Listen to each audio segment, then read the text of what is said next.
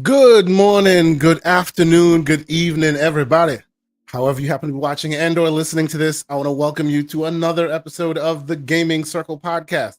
The podcast where this week, the drama has not continued, the saga has been broken.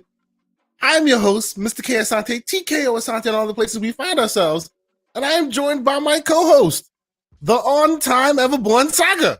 What is going on, good sir? I think you used the word on time a little generously, but I'll take it. Hey man, I'm trying to give it to you. Pause. How you doing this morning, sir?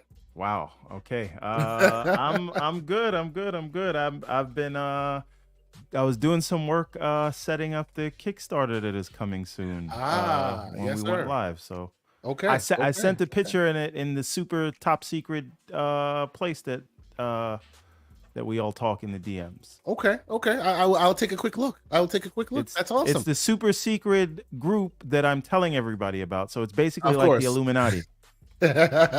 Yes, the thing that the quiet voices, but you announce it to everybody, so everybody knows it exists. The secret group that everyone knows about. Absolutely understood. And of course, we are not here, the dynamic duo alone. We are joined by an interesting guest this week, and I think it was serendipitous because boy, we have a lot of interesting stuff to get into. You can catch him on the Gaming Arcadia channel with Deadly Headley, who was on our show a few weeks ago. And of course, the great Asa from Game On Daily, which once was RIP Game On Daily. But of course, today we are joined by Gamzly. Good morning, sir. Hello. I appreciate you being here. How you been? I'm so good. From the ashes comes something much worse. Stay tuned to the Xbox Series podcast. No, it's almost like, it's funny because I feel like we're doing like a Jeff Keighley thing where he danced on the grave of like E3 with the little no. Yeah, we're not doing that exactly. this morning. We're not doing that this morning. I'm doing fantastic, guys. I'm ready to talk games. There's a lot of good news going on. I'm finally out of my prison cell. We make that joke all the time. I had like a little I was in a basement with like a white wall behind me, and now I'm in this bigger spot with some bookshelves behind me. I'm ready to go in my new You're looking all proper and nice and stuff. Yeah, you're getting me in my new place, so that's interesting. People are going to see me with a new backdrop. That's nice. I'm glad to be here. I appreciate you being here, sir. More folks should be checking out the Gaming Arcadia channel and the Xbox podcast you do with Deadly Headley and Asa. I hope more folks are able to do that. Fun time. I've checked out some of the all VR podcast because I heard Asa. And I know how Asa gets down. It's not He's running in the background all the time, Yeah, no, on his treadmill. Yeah, exactly. Just running. I do want to get one of those, or at least try one of those omnidirectional treadmills. Have you guys seen them? Me too. Yes, I hear it's really cool. There was a guy, an inventor at Disney who basically invented a new version that is not omnidirectional. It is omnidirectional, but it's like flat on the ground. It's like a rug, and you can literally use it for VR, and it's supposed to be super, super interesting. I'm like pretty interested in that thing. I don't know what the price tags of something like that would be. As a VR dude myself, it'd be cool to have something like that here. Judging how much Disney charges for their makeshift lightsabers. Yes, sir. That's gonna cost you a grip.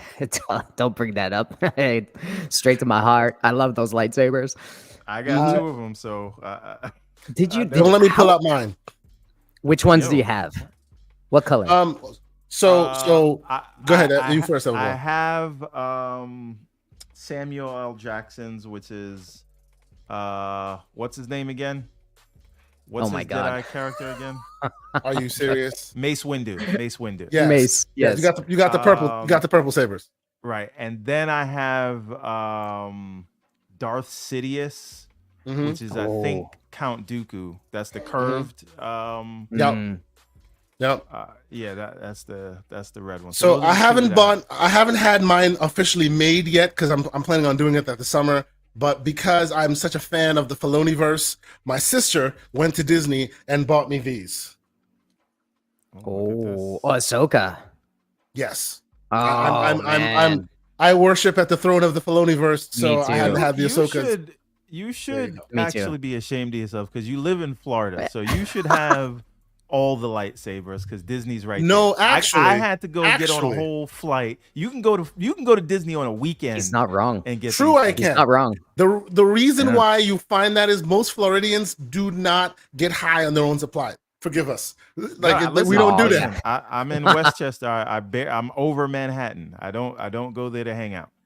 But, exactly. This is the point. But if they sold lightsabers there, I would. So again, you have no excuse. Okay. Yo, the Ahsoka one though, Kesante that's fire. Like she's my favorite. She's my favorite. I'm a fan. Yes. Yeah, that's awesome. So, ladies and gentlemen, boys and girls, welcome to the show. I see a lot of great folks in the chat. I will, of course, do the whole host thing and say, please, if you are here and you are enjoying what we were going to be presenting you, how about you consider hitting that like button? It feeds the algorithm. We need the algorithm fed, and then they leave us alone and allow us to continue having our show. So thank you guys so much. I will also ask that you join our Discord, which I will put into the chat right now. If you are not a member of our Discord, I will ask you, please do that because we tend to have a lot of great conversations in that Discord, and we would love for you to be a member of our community that way. Also consider channel membership. We don't ask for much. It powers our show. It continues the wheels turning, and we always appreciate so many folks continuing to support us in that way. Mr. Everborn Saga has taken it upon himself to always list out our channel members, let people know how much we appreciate them, and he will do that right now. Wait a minute.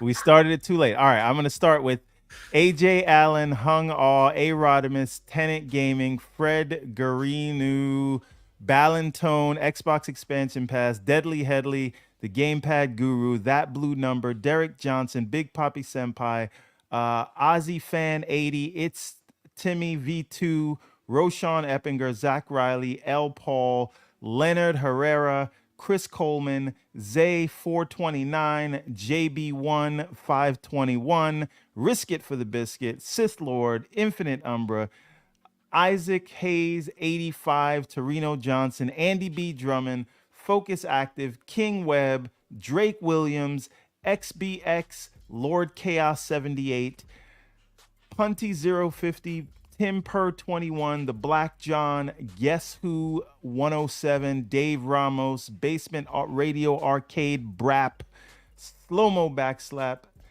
JD Gamer, Neo Mental, Pixel Bit G, Big Bad Mo, X John Wolf X, Hargeet Shani, J Mac, Bring Your Own Game. Well, BG. What is BGOG for?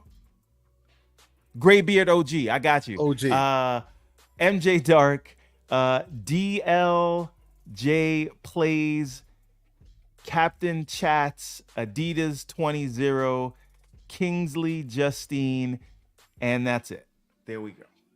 There you go. Thank you, sir. I appreciate you. I want the names to get more complicated, so it throws him off. Come on, get more complicated names in the chat. Anyway, please don't, because I know where that's gonna go with the internet. Say my name. You know where it goes. Everborn. Say my name for a second. Oh, let's go, Everborn. Say my name. Gamzly. Okay. Oh, Damn God. it. Or is it Gamzly? I was hoping you were going to say Gamzly. Okay. Everybody says I was going to go left real quick. I was going to go. yeah. Once you start with "Say My Name," we're already in. Where are we here? You know what? I'm just going to throw a pause on that just because. Just because it needs. Yes, and we can move forward. That's right. You want to see my lightsaber? Oh no, no! This is not going to be a bad show. This is going to be. So before we continue, here's the deal. I'm getting a little spottiness in my connection, so I'm going to start the way we do with the games we've been playing. And Everborn, I will ask that you and Gamzly start the ball rolling. I'll jump out and jump right back in. Sir, take over. Go ahead. All right, Mr. Gamzly.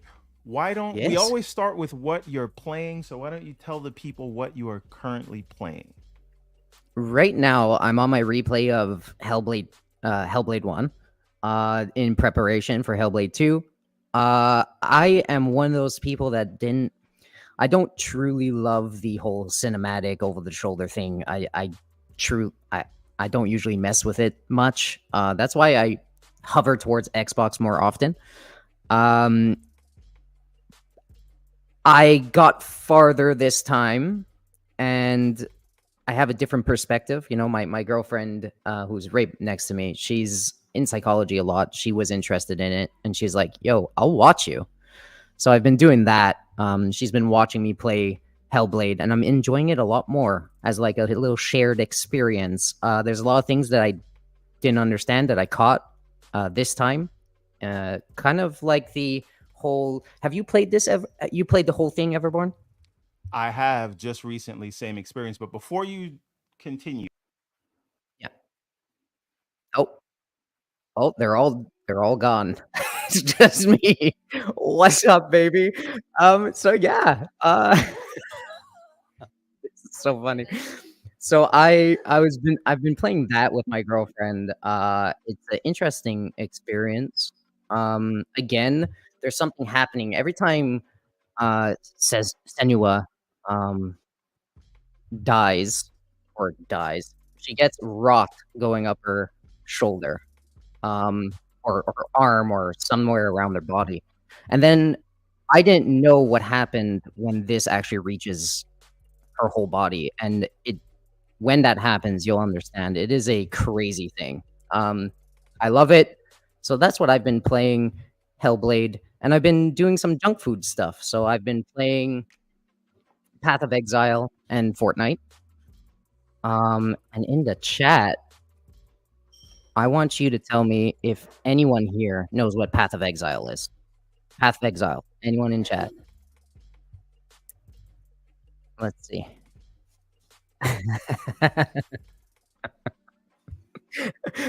Give me Path of Exile. Anybody play Path of Exile?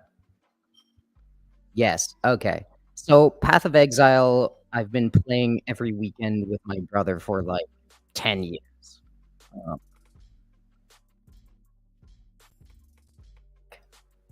Everborn. all right, Quesante. all right, here we go. What happened? We lost everything? Oh, You leave, and then it's all messed up. oh my goodness. This is terrible. It's all good, Oh, I'm baby. so I sorry. got it. We left a guest on the show by himself. What kind of terrible situation is that? That is It was that is perfect. We were dreadful. talking about Path of Exile. Look at the Oh, chat. I see We what were talking happened. about Path I of see what Exile. happened. Everborn dropped. Everborn dropped. Yeah. I see what happened. Darn it. I apologize, ladies and gentlemen. This is terrible. Oh, I'm back now, though. We're good. It looks good. I think we're okay. Jesus. We were And now having he's a back. good time talking about Path of Exile and all that Look at this, stuff, man. Hellblade, and what happens when. So let me the tell you what rot takes happens. over. Right? Go ahead. Tell me. This is why I haven't been turning my camera on. When Yeah, I your turn camera- on the camera, it literally kicks me out. Hmm. I did all of this work to get the lightsabers. I was gonna look. You can hear it, right? And I was gonna you show turn your it to you. camera That's on why I and it said, drops. hold on a second before you continue. I turned the camera on. They kicked me out of the whole stream. And it works in the preview, but there's something about the browser that's doing something. And this, ladies and gentlemen, is why we will most likely revert back to OBS at some point. I don't know about Damn it. all that because that has different problems. This could be solved if I was in the green room before the show started. But this is what This happens could be when you come solved right if you were one of the members, but you know we're still having problems even getting you in as a co-host. This is another thing with That's OBS. a problem for another thing. Yes. Mr. Quesante has sent me an invite, but he sent it to the StreamYard. wrong account, not his fault. But my account, the one that he's supposed to send it to, when he sends me the invite to be like a team member, I never get it, and he can't send me a link because StreamYards is dumb. Yo, this is great. We're getting dumped on by the chat left and right. This is hilarious. That was the funniest thing that ever happened to me. Oh, fantastic! I was like, well, it's a good thing for you guys that I've been practicing. It's a good thing for you guys that I've been practicing. Had an idea of like a single podcast, stare at the camera thing. So that happened. We put you to work real quick. Apologies, man. That's terrible. I'm so sorry. I could hear you the whole time. So you were playing Hellblade, and the rot actually got all the way to your brain, basically. Yes. So I had played the game without. Can we have an agreement on whether or not we should go full spoilers on Hellblade 1? Well, I'm not talking about spoilers. We're not talking about spoilers. Yeah, we're talking about a game mechanic, sir. Okay. All right. Yeah. So step back. All right. Just want to establish. Okay, that's fine. I had played the game without losing a single battle, right? Up until you get to the place where you're trying to escape the burning house or whatever. I maybe died 50 times. Not 50, but like to the point where I had so much anxiety because I thought I was going to have to start this whole game over.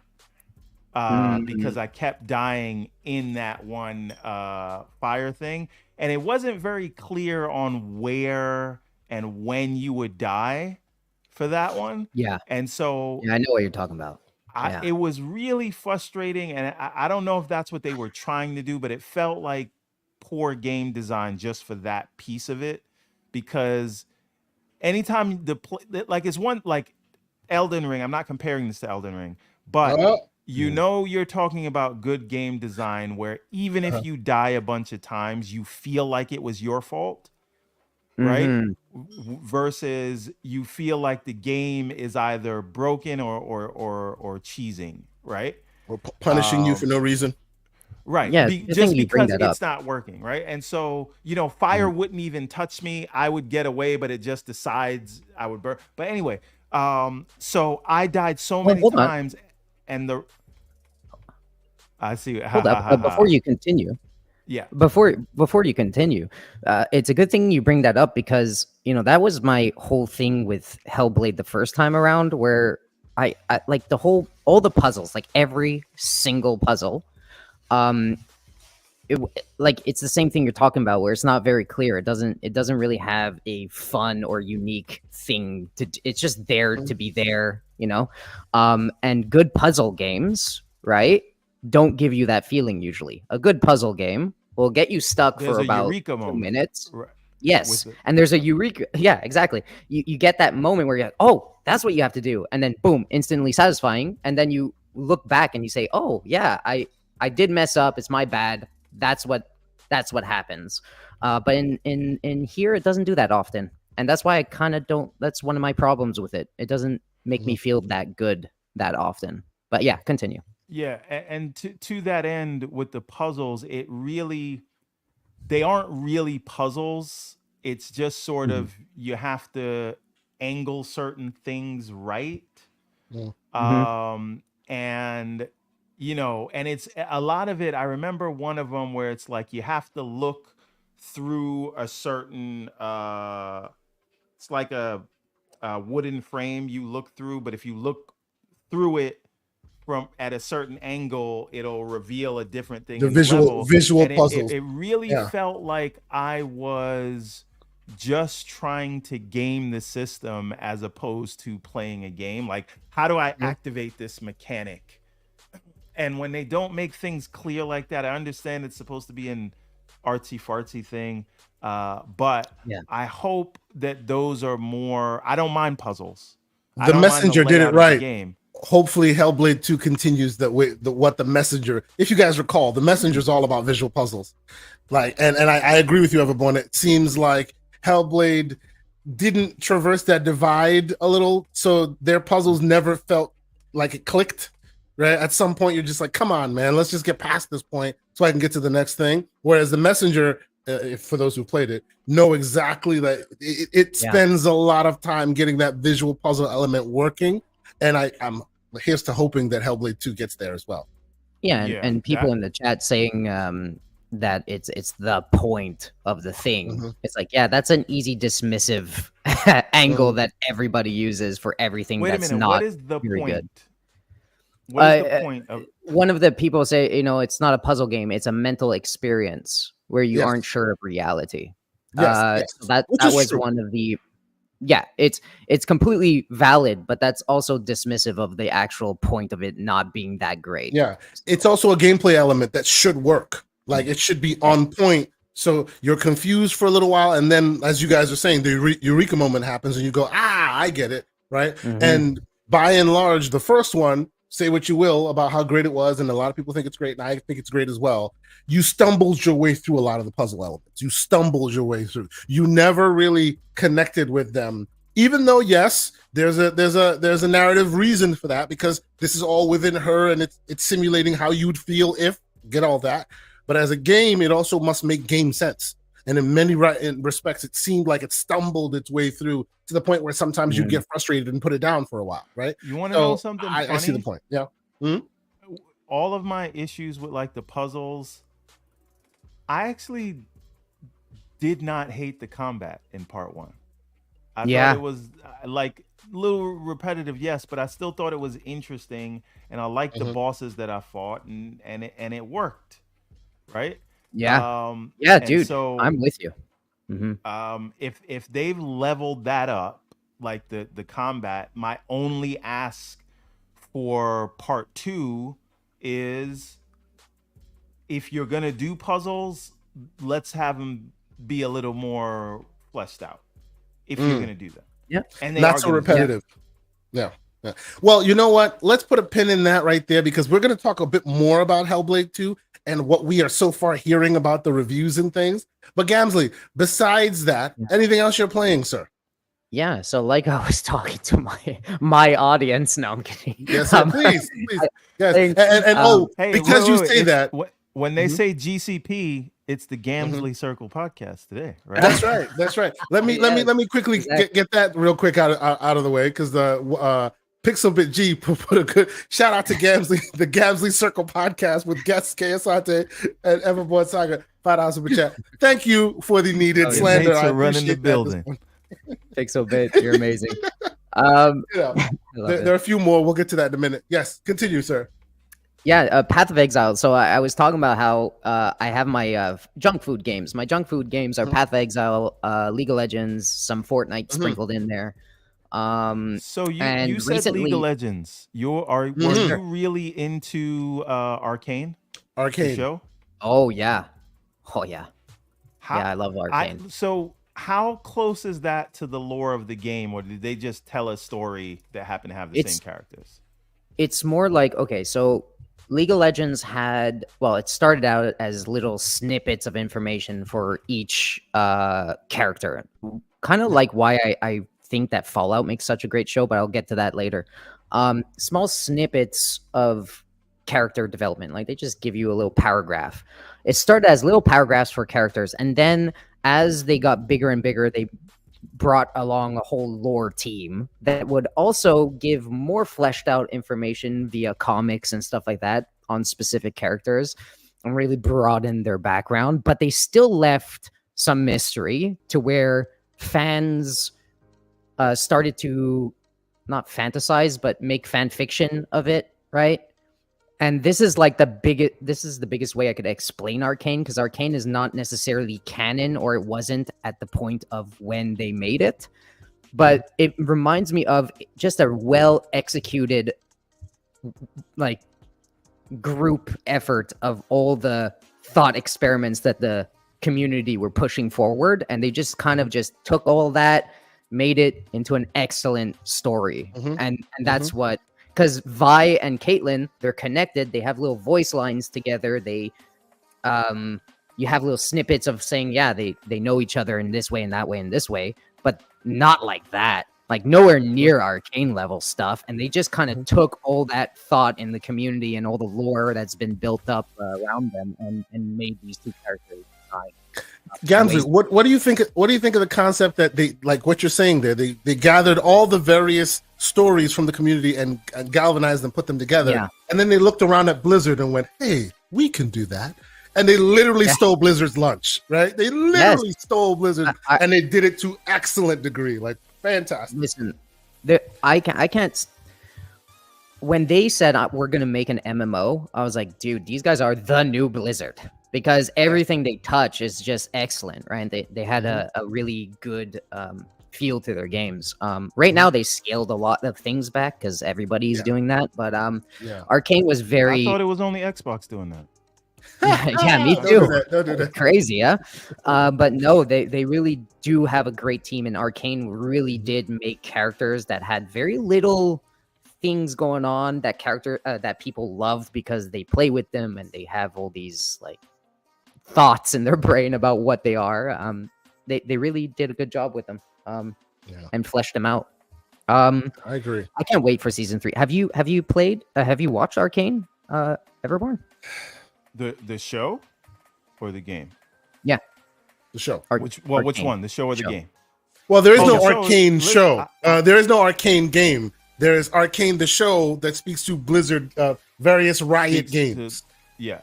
So, yes, and as a matter of fact, I've watched it start to finish at least 3 times because I watched it myself, and then I had to show it to the kids. I was like, "This is amazing, you're gonna love this." And then I had to show it to the missus, and she's like, "This is a cartoon. I don't watch cartoons." And then she watched it, the first episode, and then she couldn't put it down. So That's right. Yeah. I'm Awesome. all about Arcane, Awesome. And and I've never played any League of Legends games.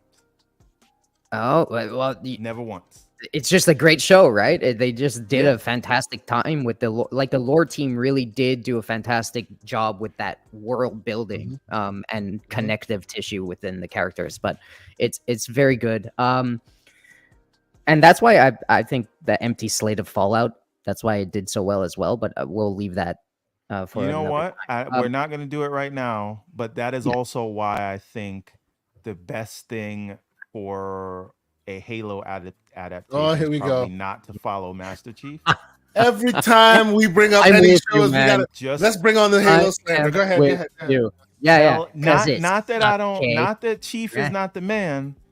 And I'm not saying he doesn't exist. He can be there. But when people have so much expectations on a given character, it doesn't have to be Chief, could be anybody. Whatever you do is going to piss somebody off. And if you it's the whole thing of taking off helmets, all that, whatever. And I'm not defending season 1, but what I am saying is no one would have an issue if any other Spartan besides Chief took their helmet off. And that's why I say you just tell the story in the rich universe. It's the same reason I say that Star Wars is bigger than the Skywalkers. And until they get away from them, I think it's hard for those things to grow. Anyway, why does every show? Why is it always it always diverts into the Halo show? He's done right, but we ain't done yet, Kay. I agree with him.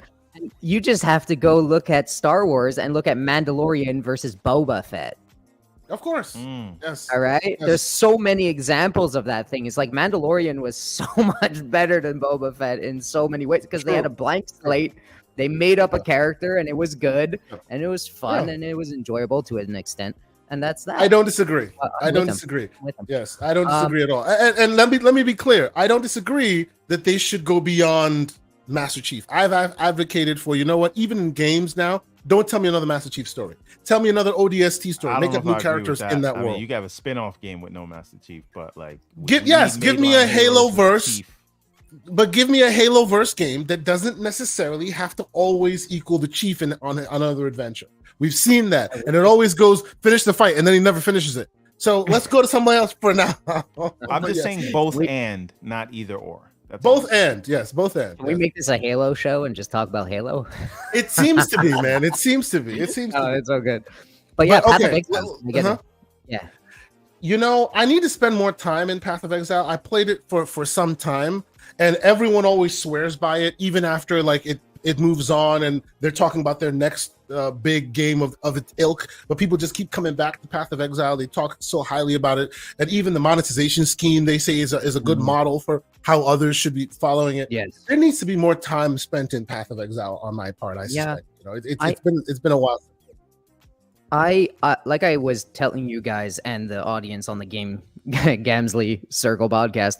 I play with my brother every week on this game. I think I have like 1,000 hours in it at this point, and it just is what Diablo was back in the day. I truly think that companies need to go back to the complexity of things. Like I need Blizzard to go back to the complex. I know they won't. I know they've changed course and they're trying to grab more people, but there was a time where it was special to be curious about things and not be told or streamlined. Curiosity, like, it needs to be satisfied again. Like, we need to all be curious again. What happens if I just like they need to go back to one of the ways to solve that is just go back to like attribute based skill systems. Go back. No Rest for the Wicked does it. They give you the attribute kind of level system. Love that game. It's so good. Yeah. Even though they're stingy with the health, but yeah. They're very stingy with the health. Yes, yeah.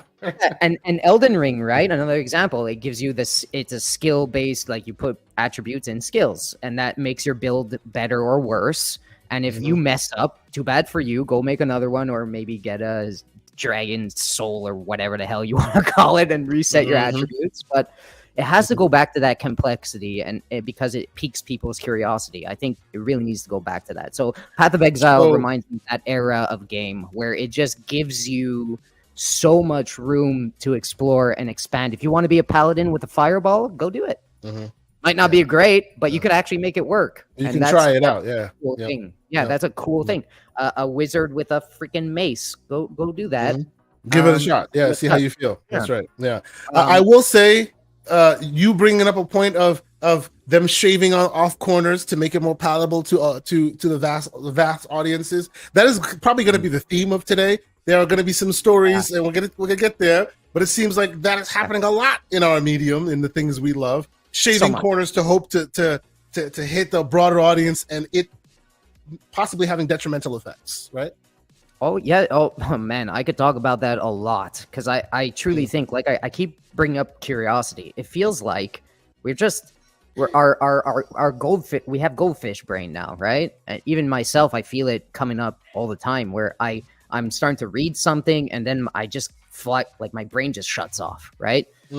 Whereas short attention span. At one point of time, I was really intrigued. I was really face down in the thing, and that's happened in games too, where I just can't focus that much because it's just they don't pique my curiosity very well in these games. They're just made to trail me along, go from point A to point B, not tell me any. I don't even have to read where I go. I keep bringing up World of Warcraft.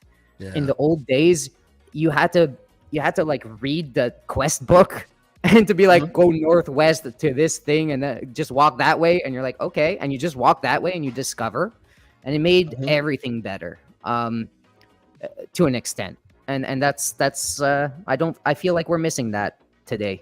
Not a lot of games do that. And the ones that do blow up. The ones that do blow up, right? Elden Ring and all that stuff. Zelda, they've become rare in the world when that used to be the standard in old school gaming back in the day. I do agree with you on that one 100%. So okay, Mr. Everborn Saga, sir, how about you? What games have been keeping you busy this week? I know you've been playing some games, you've been finishing up some games. Anything new you want to discuss, sir? I'm still plowing away at Agalos. That's the game that we gave away last week. Shout out to Mr. Pause. Yes, good job, Gamzly. Good catch. Big pause. Continue, sir. Yeah. I said okay. He said plowing away, but I'm sorry. Progressing in Agalos. Jesus. Man babies, ladies and gentlemen. Man babies. That's what we are here on this show. Man babies. Continue. Yes. So the problem with that is I had progressed on the TV with the PC that I have connected to the TV, but and you haven't set up the thing. Cloud saves natively, and Mr. K Asante never told me how to set that up. So hey, bro, you know my number. Give me a call. Let's talk about it. It is what it is. We spoke like 5 times last week. Didn't come up. Yeah, you should let me. You should tell me. Hey, man, how do we do this? And then we'll get on. We'll by get the on way, the screen in the chat, Mr. Sycamore, shout out to him, and I hope his car is doing better from the thing that happened yesterday. But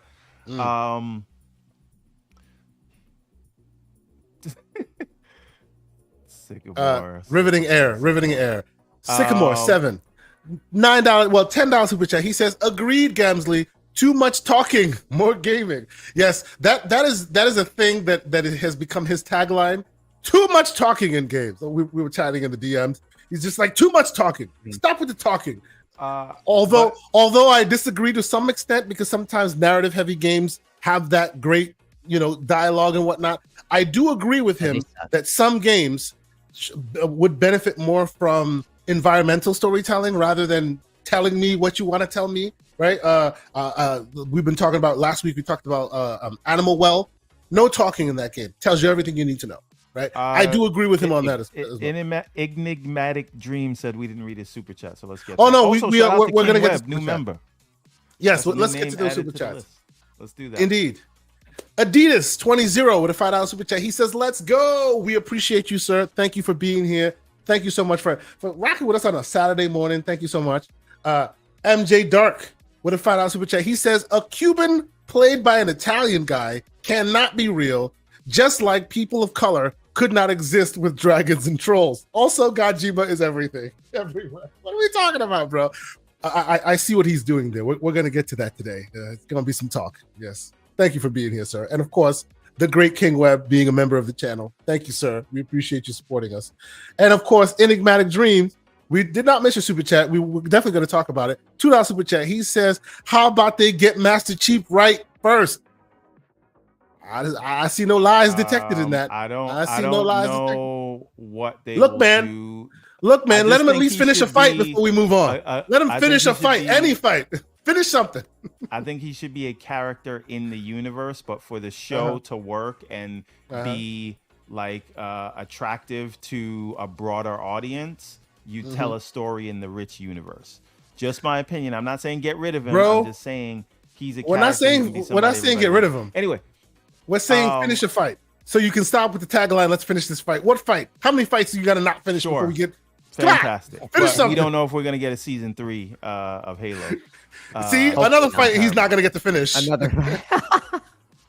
He's got so many fights he never finishes. Like, what's going on? Anyway. So like I was saying, didn't set that up, and then I played a little bit of Animal Well, which was very good, but I didn't want it to take away from Agalos that I was playing.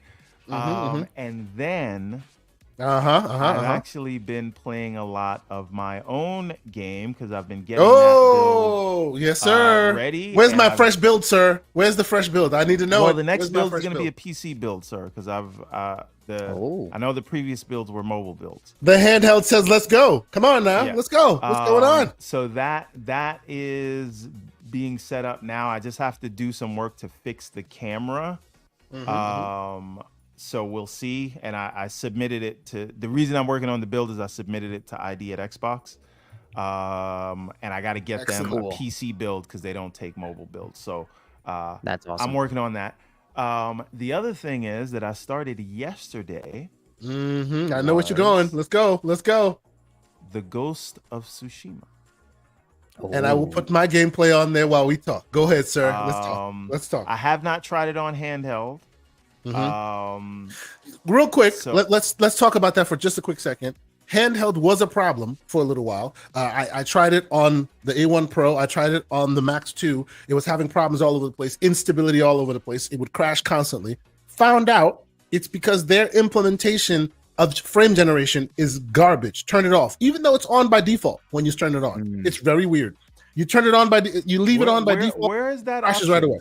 I didn't see frame gen in if you played it on the Big Dog PC or do you play it on the Steam Deck? The Big Dog PC. I haven't tried it on the Steam Deck. So when you turn it on, a launcher pops up before the game even starts. A launcher that you can take away, and it allows you to define your settings right before you start the game. Right? I didn't notice before you get it. Yeah, there's a launcher that comes up. Now, if you're in full mode, if you're in what do you call it, big picture mode, it won't do that. Steam will push that away, so it'll just start the game. But if you're not in big picture mode, the first thing you do is get that launcher, and that launcher you can go in the background, define your graphic settings, things like that, and frame gen is on by default there.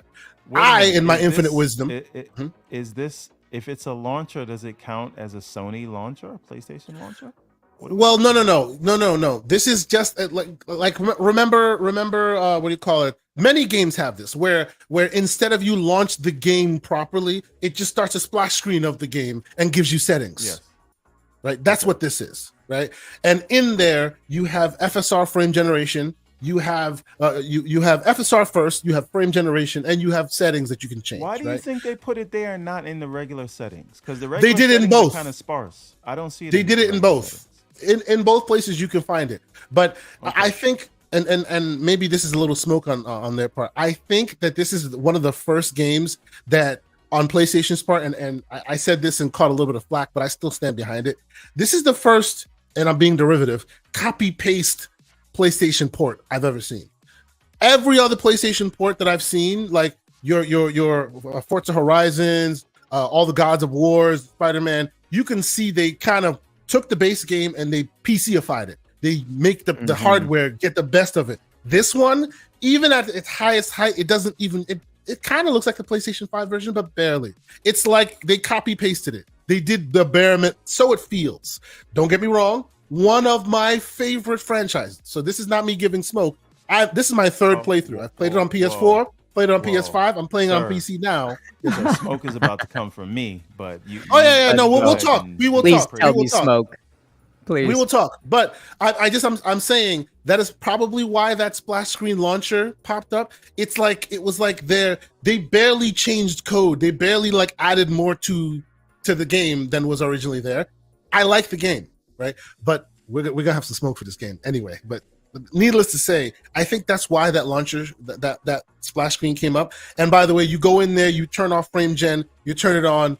I'm on this guy. I'm averaging 60 frames if I push it, 45 frames. It runs perfect. There's no reason for it to even be like a blip on the radar. But if you don't turn frame gen off, it's a problem. It will crash constantly. But yes, continue. I will let you get the first bite at this apple there, Mr. Everborn. Tell me your experience with this game. Go ahead. Okay, so it runs perfectly fine. I didn't see any issues. I see what you mean by, it looks like an up-resed PlayStation 4 or 5 game. Unlike others, Nixus has done better work than this, in my humble opinion. But even if this is what it looked like, that's pretty astounding. It's beautiful. It could look like this. Let's be clear. It's beautiful. Yes. Yeah, it is Blades of Grass, the game. But that's even on the PS4 version. So, if you've played it before, this is not new to you. Yes. So I don't know how much more complex the combat gets. I'm playing on normal, not playing on journalist mode. How far in are you? The world just opened up, so I can choose where I want to go next. Do I want to save that girl's brother, or do I want to go and look for people to help? The late game combat gets very complex. Early on, it's very simplistic. Yes. Yeah. Yeah. So, but you've not had a duel yet. You've not had a duel yet, right? You haven't dueled you versus someone else. Why? No. There is a proper, and this is not a spoiler for those. There's a proper you versus me. It's just us. We are dueling. That's when it opens up. That's when you go, oh my God, this is great. In the beginning, so a bit simplistic. Continue. I'm gonna give it, because I'm still super early. The game just the open world just opened up. I will say, let me give it some praise first. The walkout moment, when the credits come on, when the grass, that right there gave me Tears of the Kingdom vibes. I was goosebumps, bro. Right. Yes. But I am not yet enjoying the combat. It is too simplistic for me right now. Yes. It gets better. It does. And the world and the lore. Let me tell you what's killing it for me. The fact that I just watched Shogun. Yes, so I'm playing this while watching Shogun. I'm playing it at the same time. Like watered down Shogun. Oh boy, you see that theme? You see that theme? We're gonna go talk about it. Keep going. But again, I don't think I would feel this way if I didn't just watch Shogun. Watch Shogun. And then I tried to put it, because I don't like the voice actors. Not that they're not doing well, but again, just watching Shogun with all those subtitles, I was like, let me put the subtitles on. Yes. And I could not. This is my fault, not the game's. You said this is classic Everborn. Everyone loves something, he's got to come and shit all over it. I'm gonna shit on one. Go ahead, keep going. That's my one. Yes, go ahead. So the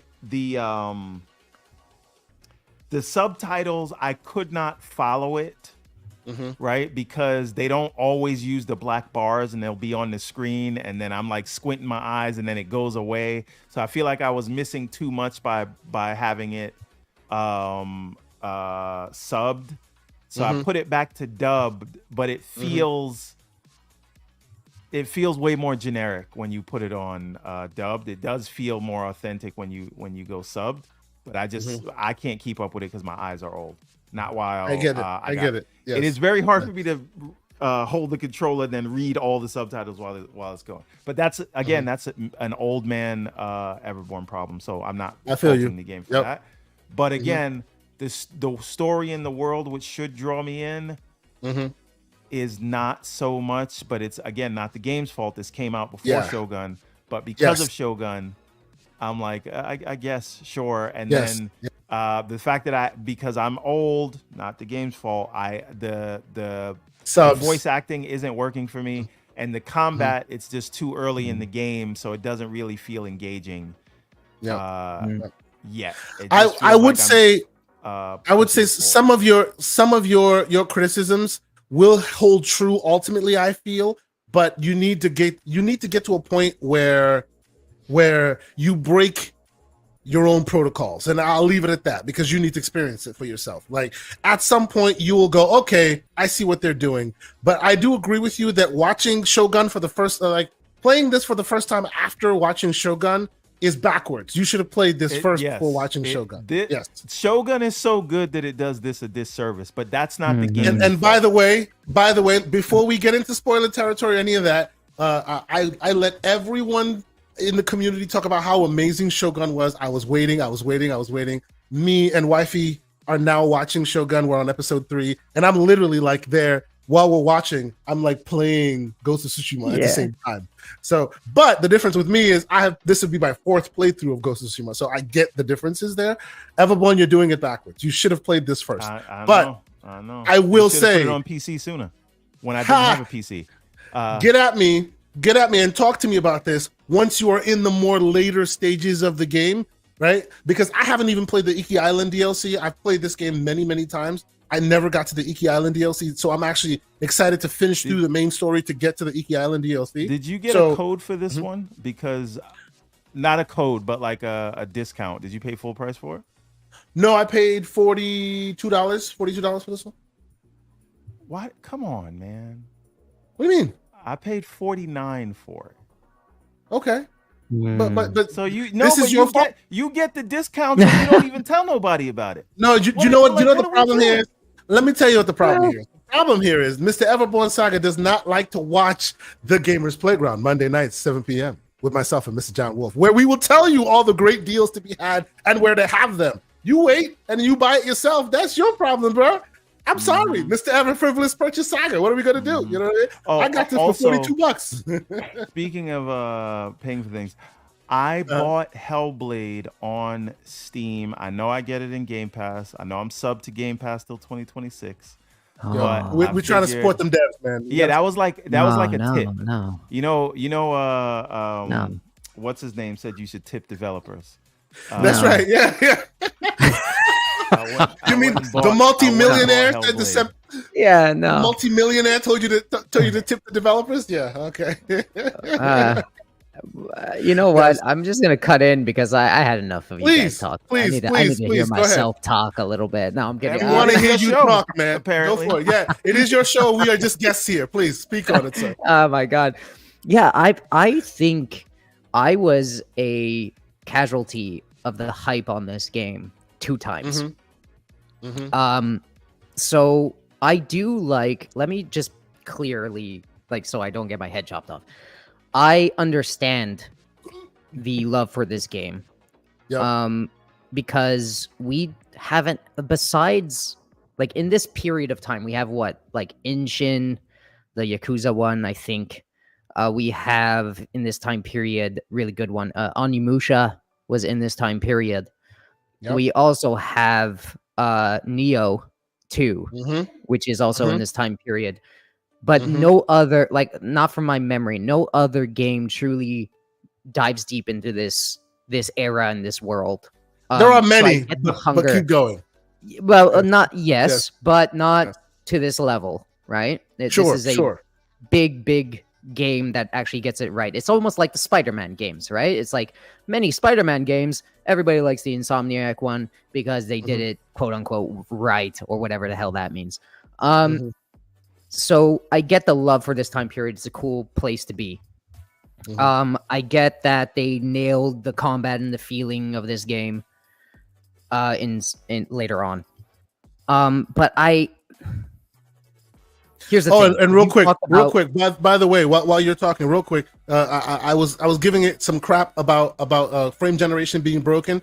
If you're watching this footage, sometimes you'll see some like artifacts on the top and bottom screen. That is the frame gen like breaking up, being weird. I'm sorry. Continue. Yeah. But it's funny that you bring up Shogun. I'm a huge consumer of everything. I consume books, I consume TV. I do that with my girlfriend, I do it with my brothers for a long time. I'm a big consumer of everything. And I think the hype and the fact that I do consume so much TV and so much movies or books, I'm not impressed by the things that this does kind of good. And that's my whole problem forever. Talk about it. People have been screaming from the rooftops about how amazing this game was, and it's better than The Last of Us, and it's better than God of War. I'm just like, bro, I played The Last of Us Part 2 recently, and then I retouched this, and then I was like, it's the Breath of the Wild effect. Like, it is a beautiful, stylized game, but when you walk around and you crawl underneath buildings and you open a door or something, or you're like face to face with somebody for too long, you start seeing the ugly. And I see so much ugly here. And I'm just like, I can't get away from it. And then everything is nitpicked from my brain going forth. So I'm like, I'm not impressed with the story. I'm not impressed with the look of the game. I'm not impressed with the walking and the feeling of it. I'm not impressed with the basic movement of the game. The grass is nice though. Yeah, but that's what I mean. Like, that's the Breath of the Wild effect. Oh, beautiful, right? You could get through 90% of it because it's flashy or it looks cute, you know? But as long as you don't like close your eyes for the rest of it. But it is just not impressive at the moment. And then when the game finally gets kicked in, like Keisante said, it didn't warrant me staying. Like, I was just like, I could be playing fucking anything else right now, and I think I'll be fine. And Lucius is out there for you, bro. Yeah. Yo, you could keep going.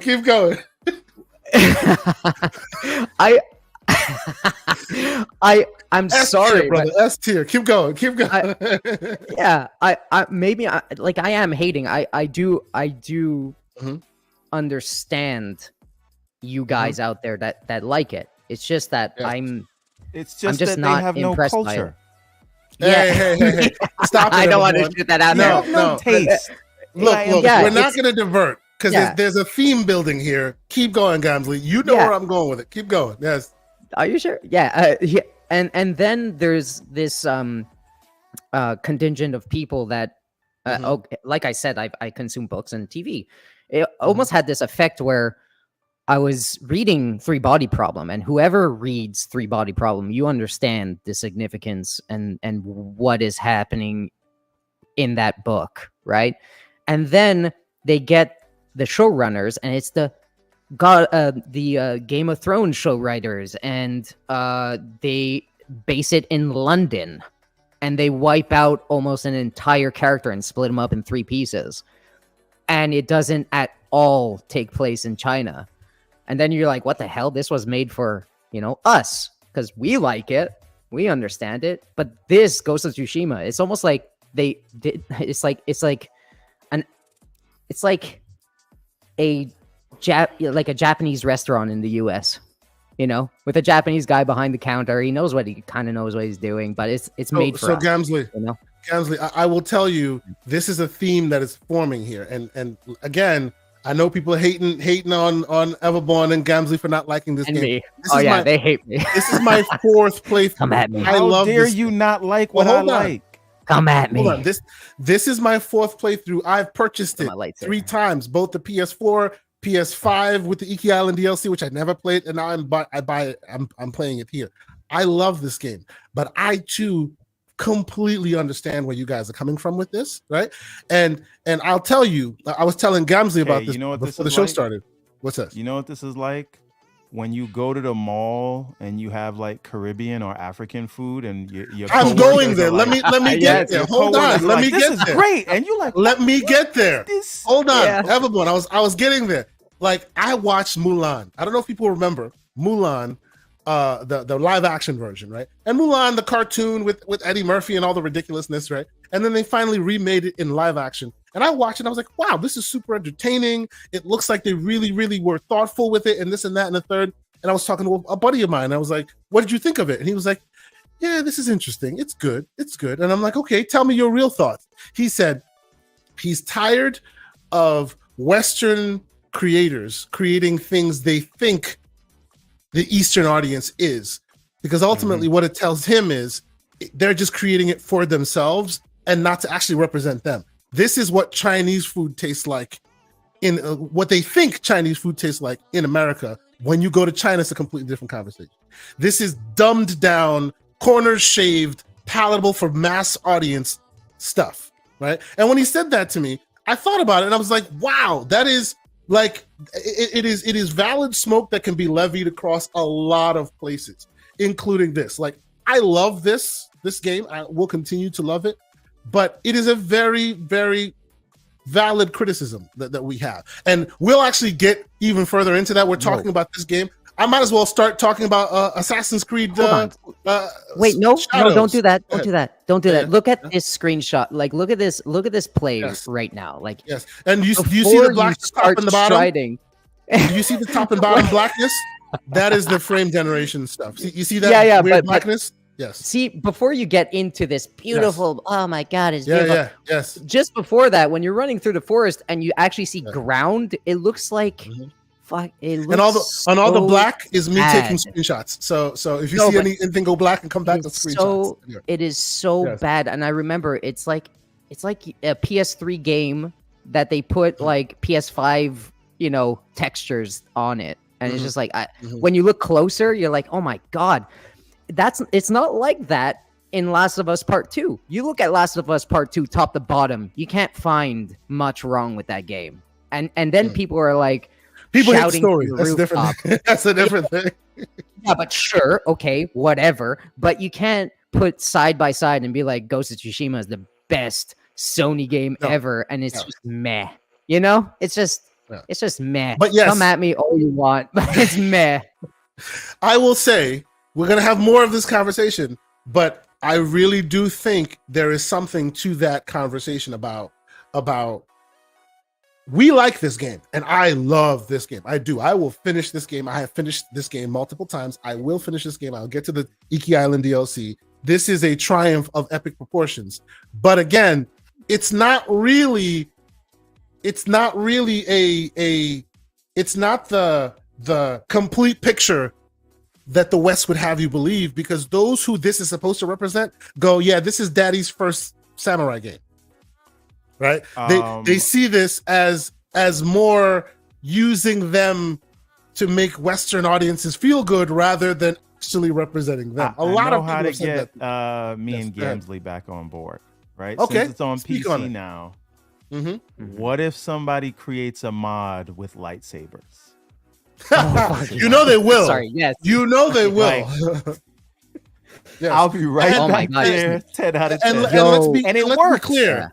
Let's be clear here. Look though. right now on Like, look at the ground right now when you're I miss it. Stop the It goes hating, back guys. to the grass. Stop the hating. Let's be clear here. We're not saying the game is trash. I'm not saying the It's game is water trash. and rocks. They really did ugly. take a lot of feedback from what do you call it? Consultants that really help make this game shine, and the Japanese audiences themselves like really appreciate it. It's just not as complex as you guys keep referencing Shogun. Yes, it's an unfair comparison. Absolutely. Right? It's an unfair comparison, but it's not as complex as it seems. You know what? right? What I don't. I'm sorry, Kay. You know what I don't appreciate? The two biggest haters in the chat when they Of mad course. at something and they don't like slow mo. All they do, and Mr. and Lucius Lon- Augustus yes, cannot that's right. handle when somebody don't like something they like. Yes, true. But we Lucius ain't is like, even I going. respect it. Let them not like something, and you will Well- never hear the end of it. You know you know why he respects it, because he's hater number one most of the time. That's neither here nor there. We're gonna keep it moving. But yes, like I would still say, Everborn, continue playing this game. The game gets the complexity in combat gets there.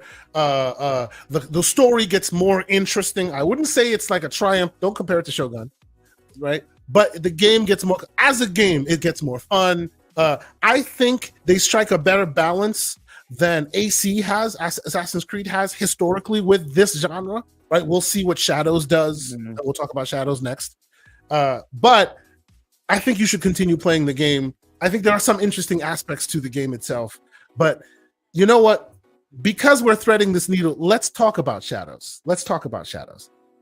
Okay, I want to talk about Shadows because that has been a lightning rod of both conversation and is this great? Is this that? This is the third.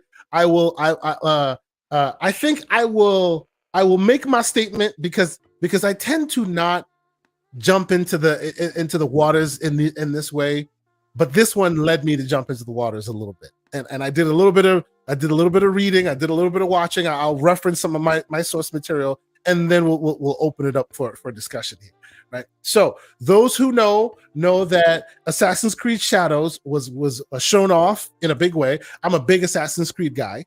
I've played all of them, like especially the later ones that people don't really like that much. I've played all of them: Origins, Odyssey, even to a certain extent Valhalla, which after like 40-50 hours I was like, okay, I'm not gonna finish this game. It got too repetitive and too boring for me.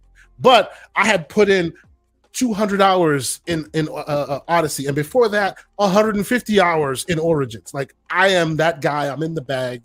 They had me, right? So it was just Valhalla that couldn't keep me, but still these are the games that I tend to gravitate towards. That's actually probably a big reason why I like this so much. This is Assassin's Creed style, but in feudal Japan, which I was looking for some time as well. So it kind of all worked for me.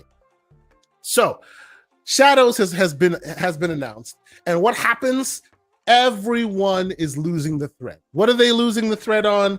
Because they have released a game, or they're showing off a game that potentially has an African protagonist in a Japanese game, in a game that finally should represent the Japanese audience, because you know that there haven't been any games that represent Japanese audiences. How dare you, right? Like, man, we finally get a game that's for us, and you put a black man in it. That's been the narrative I have heard on these here internets as of late. Well, just let me add to that. I don't think I heard that from one Japanese person. I've only heard it from non-Japanese people that are. Yes, we're going to speak on that. Absolutely. But again, that's just anecdotal. Yes, absolutely. So, and so that we're clear, I will put all the various source materials that I've been pulling from in the show notes when this show posts. I have a bunch of really interesting things that I've been reading, right? So before we get to what we want and what we like and all of this, right? Let's establish some facts, right? Yasuke, yes, Yasuke. Don't at me there, Lucius. It's Yasuke. He did exist. There's factual evidence of him existing. He was a samurai. That is 90% true. That part. Why? Because although there is some dissenting in the historical record, his accolades, his stipend that he got, all this other stuff that has been documented for him were of the same type as samurai. So, like, by and large, you can say he was a samurai, right? And there is no solid evidence of, okay, here's him in his samurai outfit. But all those who drink deep of this information, all those who've spent a lot of time, delving in all this, all agree that is basically what the case is. It's funny you say, Everborn, that people, the thread that people are pulling, and the Japanese folks, how they feel versus their biggest problem is actually the female protagonist, not Yasuke. Why? Because if you want to be historically accurate, the father that she's based off of, that man, I forget his name right now. I won't butcher it. He is of historical relevance, but he never had a daughter. So this is a wholly created character. That's one. Second, ninjas don't exist, people. It's been perpetuated in the West for a long time. Ninjas, as you know it, striking from the shadows, ninja stars, all that, They don't exist. It's wholly created by the West. Now, it's been perpetuated also by the East because even Square Enix and Capcom and all them continue to make games in that ilk. But as a factual historical reference point, they don't exist. They never did. Wait a minute. But do Shinobi exist? In certain variations, but not like this. This is a faking. One last point. One last point. Okay, go ahead. One last point. The final point there. Even if they did exist, if Shinobi existed in this time period with a character that did not exist because the man it's based off of did not have a daughter, guess what? If he did exist, there wouldn't be a girl in that place because there are documented historical evidence of female fighters within this time period. This would not be that. So if you read and watch any of that stuff, right, and I will put it in the show notes. Their big problem is if you want to claim historical accuracy, get rid of her. She should be a he. That's a straw man argument. I know it's a straw man argument, but the whole thing is a straw man argument. Because let's be clear, it's why is there a black man on my screen? I'm tired of seeing black men. That's literally what the conversation is here, and they're using historical evidence as a straw man argument to get there. But yes, I mean, Gamzly, you were going to say something. Sorry, go ahead.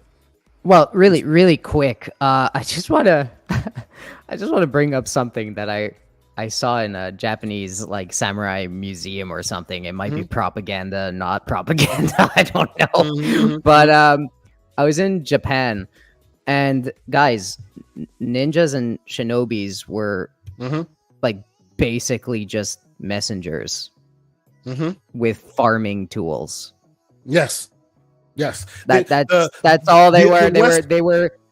The Westernification of it makes it sexier than they were. Yes. Yeah, they were spies and therefore considered dishonorable. But they were just spies, dudes. They were the regular farmer in the back there, just listening to some tea, and then they would tell the people that's it, and defend themselves. They had sometimes those little their gardening tools, which is what we see as their weapons, and they would fucking fend off people if they needed to. But that's that's all it was.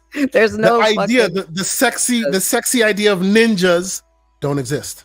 They never did. Yeah, it's cool for shows, cool for movies, but that idea, that the thing you think of when you think of it's different. Yes, continue. Yeah, one more point. Like they had to be not recognized, right? They couldn't, or else they couldn't get close to the target. So they were just regular people.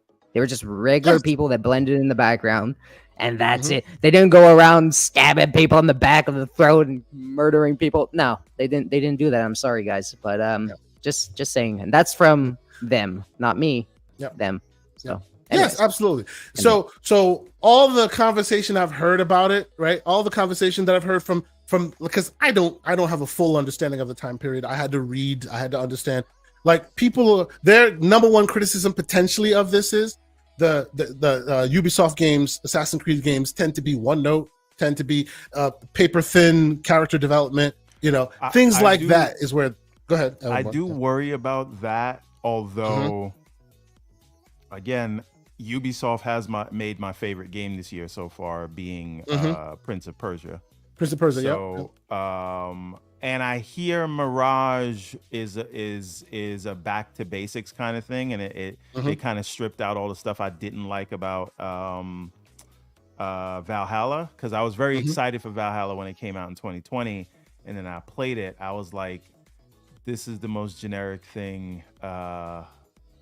Maybe that I've ever played, and it just the sort of vomiting up checkpoints on a map and just go here, go which there. Which is that Assassin's Creed formula, yes, indeed. Right. So, yes. But I hear Mirage got rid of that, but I haven't played Mirage. But they say that this is taking more cues from Mirage than it is Valhalla. So did they? I've heard people say that.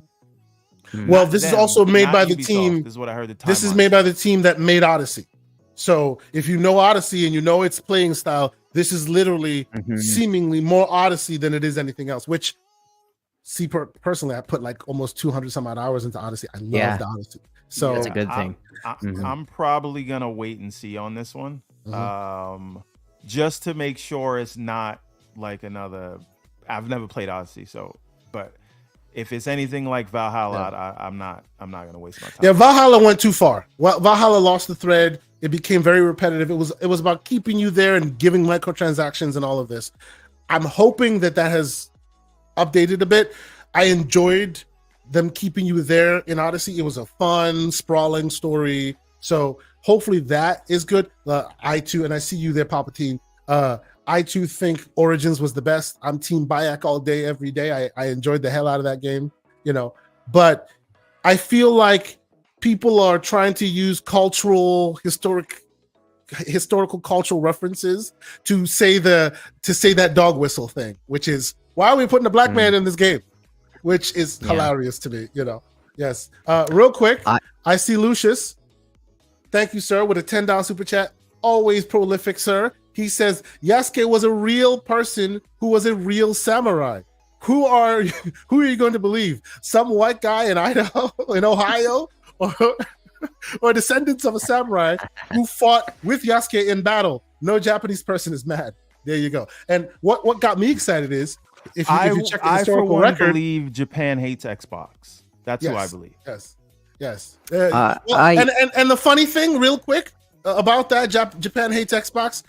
Japan loves Yasuke, because of this. I will give credit where it's due. I'm talking about, in case people are not following on, because we do have some casuals that watch this show. Yes, I'm talking about the user Japan hates Xbox, which is I know. a white guy from Ohio. But okay. I know. Yeah. So since this game has been being promoted, they put a lot of effort into historians, specifically Japanese-focused historians, and they prop this character up as a talking point, as a showcase. They love the fact that this character is getting as much effort and respect as it's getting, right? So clearly, even within their ranks where they would feel like, hey, it shouldn't be that way, they themselves are speaking very positively in this light. Gamzly, sir, I don't know how much of this you've seen or how much of the marketing beats have hit your ears. What do you think of this game? Yeah. So first off, I don't have any knowledge to speak on it in depth. In terms of all the noise going around with race and all that stuff. So I'm not gonna really touch on that point. What I will say is that don't be so quick to jump on boats to defend something you don't understand. Yeah. We don't understand the Japanese side, and we don't understand, but if we're white dudes from Idaho, don't understand the black side as well. Let people have their day in the sun. This is a fictional a fictional setting. Oh, well, not a fictional setting, but it is a game. Yes. It is a game world with one black man in a Japanese environment. It's okay.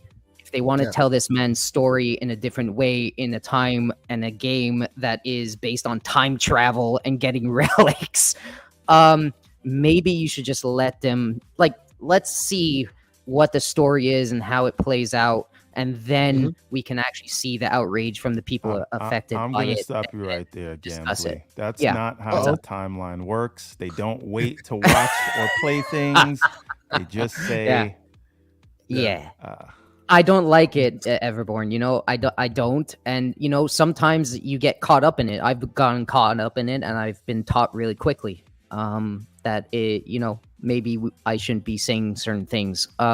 So don't open your mouth and scream from the rooftop because you read a sentence or you see likes on YouTube on freaking Japanese websites, and you're like, they're bombing the likes and dislike ratio. They don't like this. It's like, guys, you don't understand nothing. And you don't understand how far racism goes in all places, whether it's Japan or the US or whatever. So if you don't understand that, just back off and look at it, see it play out, understand it, research it. And let's see the game come out and people play it, and let's see what's harsh about it, because Ghost of Tsushima, that everybody loves, by the way, people were fighting about that as well. So not all battles need to be fought ferociously. Let's see what's happening. So that being said, I like that. He said, "Bro said Japan like a Street Fighter. Not Japan." Well done. jab him.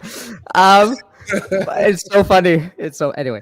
But yeah, the game itself for me, I find very fascinating and intriguing. I like I said, there's not many games that really hit that big score, right? In this environment, in this setting, and in this time period. So I'm ready for Ubisoft that usually is very good with putting stuff together in interesting ways, story-wise and historically. I'm really interested in what they do here, and I want to run around as a samurai and I want to assassinate some things. Yeah, why not? Give me it, and I'm gonna. This is actually the last big Assassin's Creed I got in is Black Flag. So Black Flag, I truly did enjoy because I just love the setting. I love the pirate theme. I'm weird like that. I just like the pirate theme. I like that whole environment. So it really did hook me.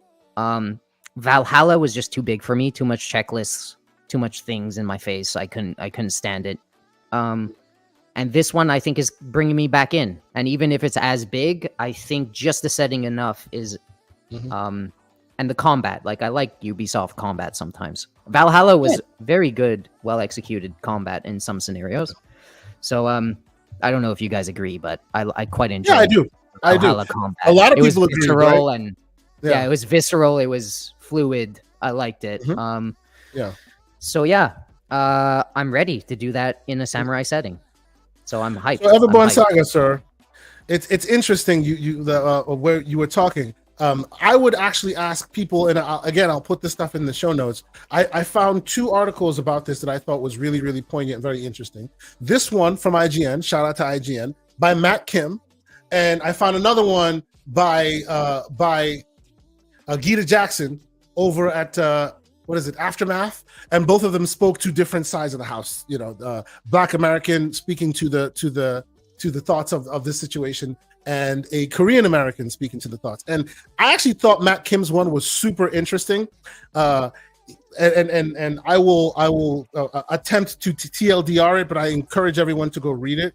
And his statements and his thoughts on it, on this whole situation is, stop talking about representation in this. We have a million games that represent the Asian American experience, but it's kind of typecast, right? Every time you see an Asian American, an Asian protagonist, he has to have a samurai sword in his hand, or he has to be in feudal Japan. Like it's like back in the day where every time you saw a black movie actor, he was from the hood and he had to speak with a certain accent, right? And like every time you see a Muslim brother represented, he's the one on the plane about to drop bombs or something like that. They are getting typecast by this specific style, both in movies and in games. And every time you hear a Japanese, you hear any Asian representation, it has to be with this framework.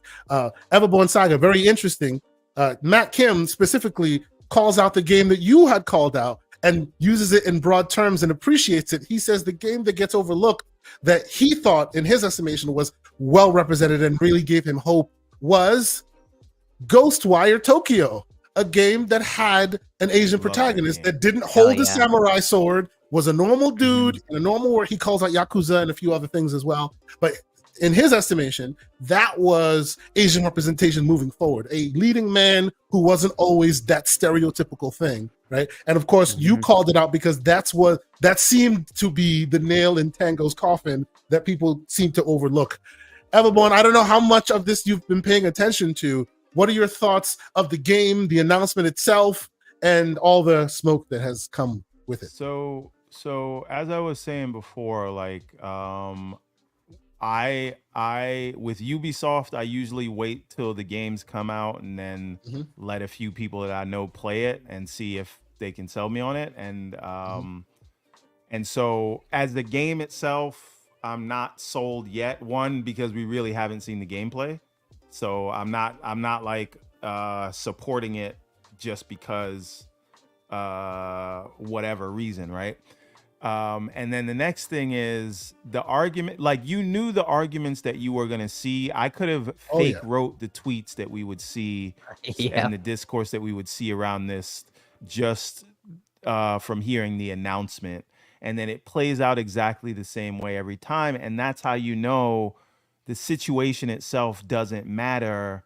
What we're dealing with is sort of rage click brokers, right? And they are just going to do this. It doesn't matter what, right?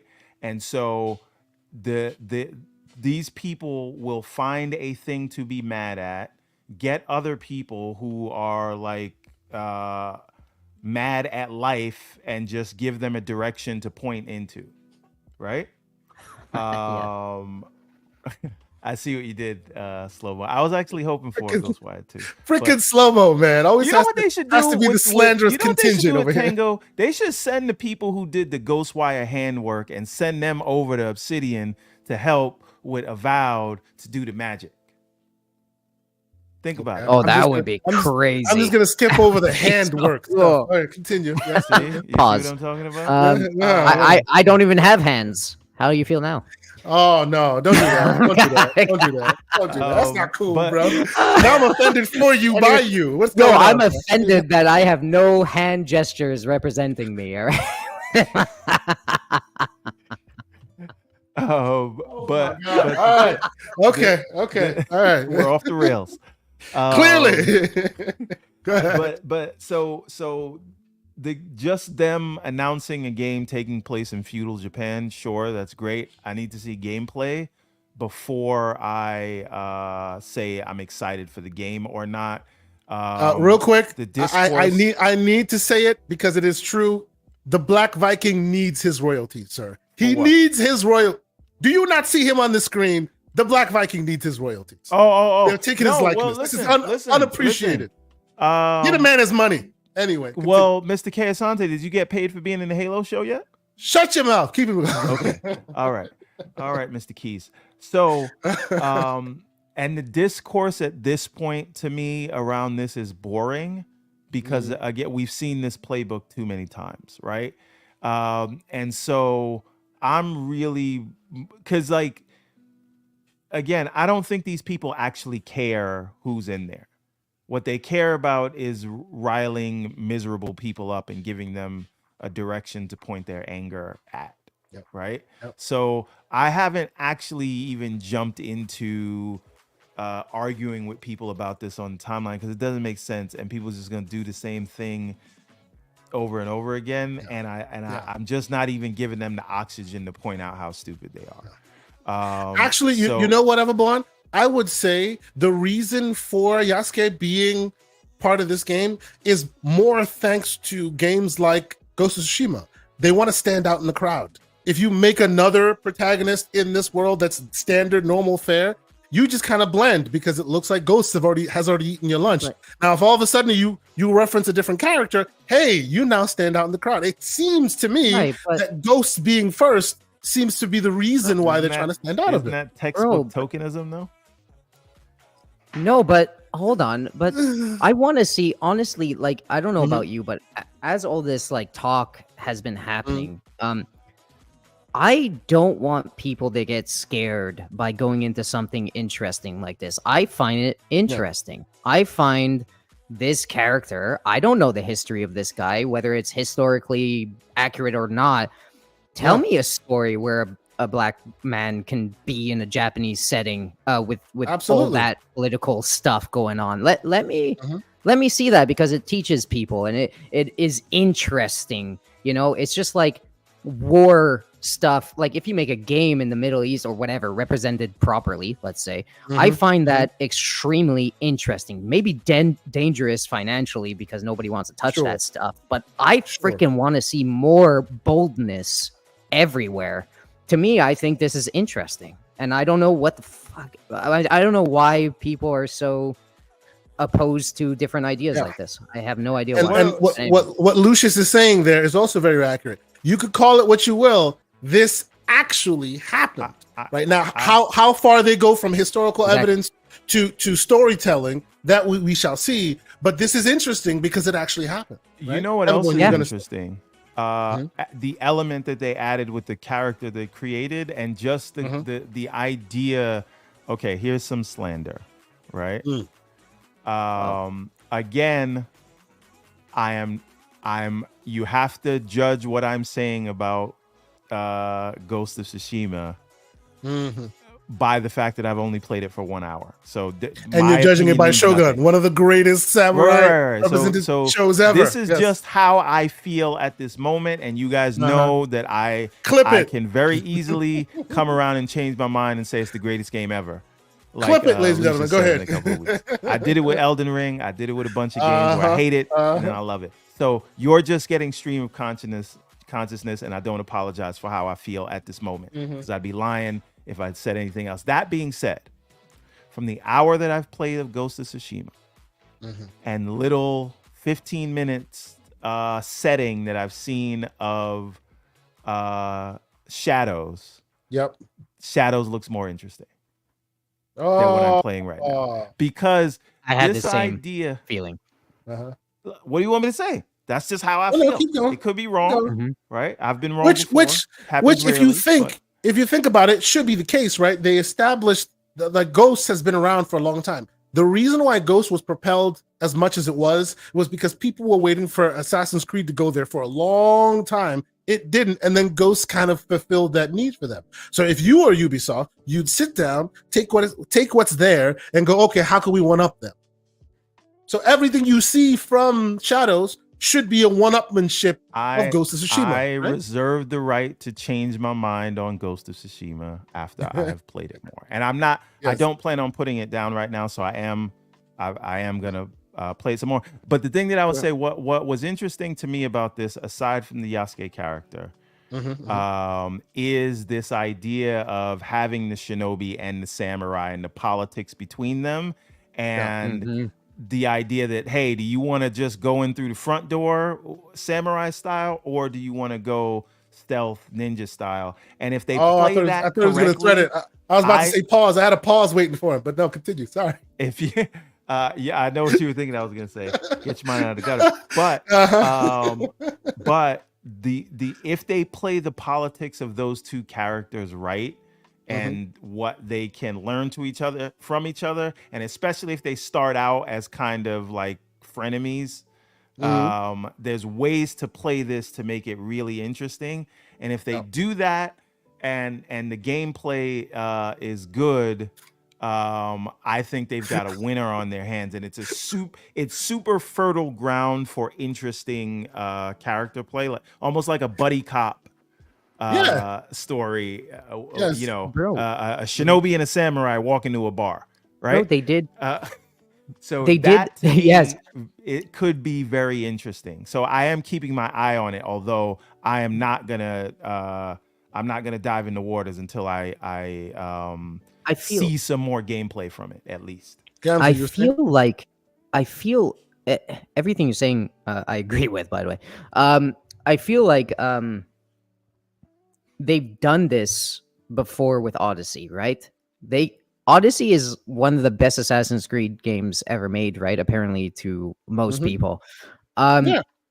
They've created a world and two characters that people absolutely love. And the female character. Well, I will say in Odyssey, they didn't really want you to play the male character. He was pretty much a tool. Right. You ended up playing Cassandra, and you were just done with it. But Cassandra was fantastic, and that in itself was very a very big moment. Yes. And I have Greek friends and Greek people that I work with who like exalt that game for getting some of their parlance into the zeitgeist. Right?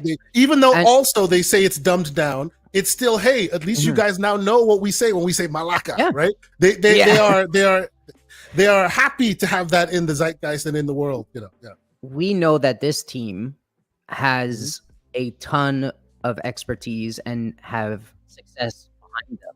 I have some faith in this, bro. It's not like, let's wait and see what happens with these characters. Like Everborn said, just having this guy in the front line and having her as a ninja and all that stuff. I mean, it's a very interesting framing collab. device.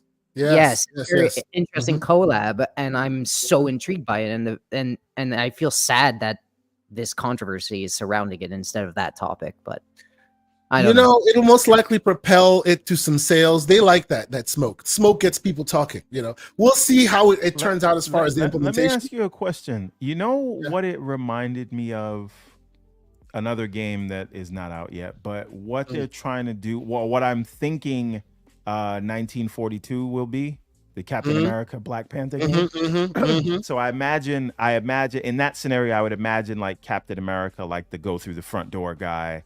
And then I'd imagine Black Panther, the stealth, very fast character. We'll see, how both of those games end up. B, you want to go? You want to go do the super chats? I think we got 2 of them. Let's do some super chats. Yes, thank you so much. We have Michael Mooney.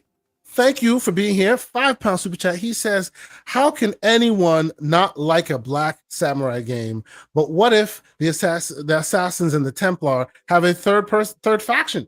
Yeah, I don't mind them switching it up. I don't. The issue isn't even the framing devices with which they get the gameplay going.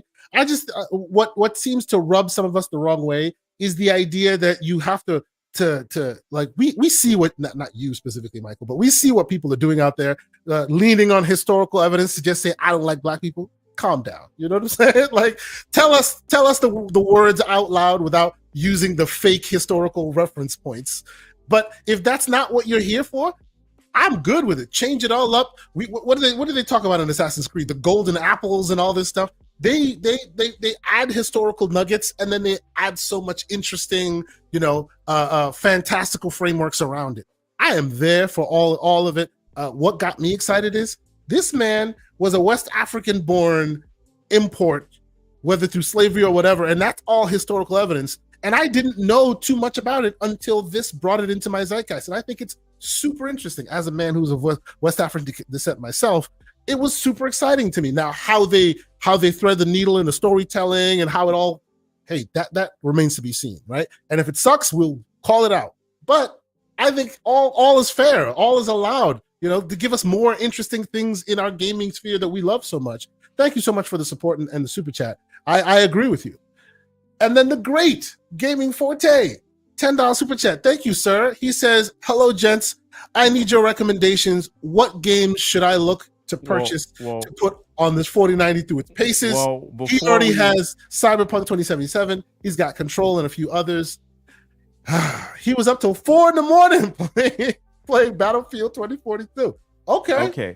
So go ahead, everyone. What were we saying? I need to know, Forte, where is this PC hooked up? Because I want to know if you are a part of the CEG movement, the console experience gamer movement. I'm just trying to understand what side of the this man is thing you playing are on. his PC. Stop the He BS. has jumped to the 4090. You're a wise man, sir. So I'm just trying to figure this out. Give him some recommendations. But recommend. You know what's funny? Well, firstly, Hellblade on Tuesday. You don't got to play it. I hear that game is something else to behold. Yes. And then I don't know, because most of what I play are like indie games, so that I can go back and forth between the Steam Deck and whatnot. Yes. So I haven't played a lot of high end games, but if you haven't played Ghost of Tsushima yet, maybe I'd recommend that. Although I wouldn't recommend it. No. I will tell you. It does not use.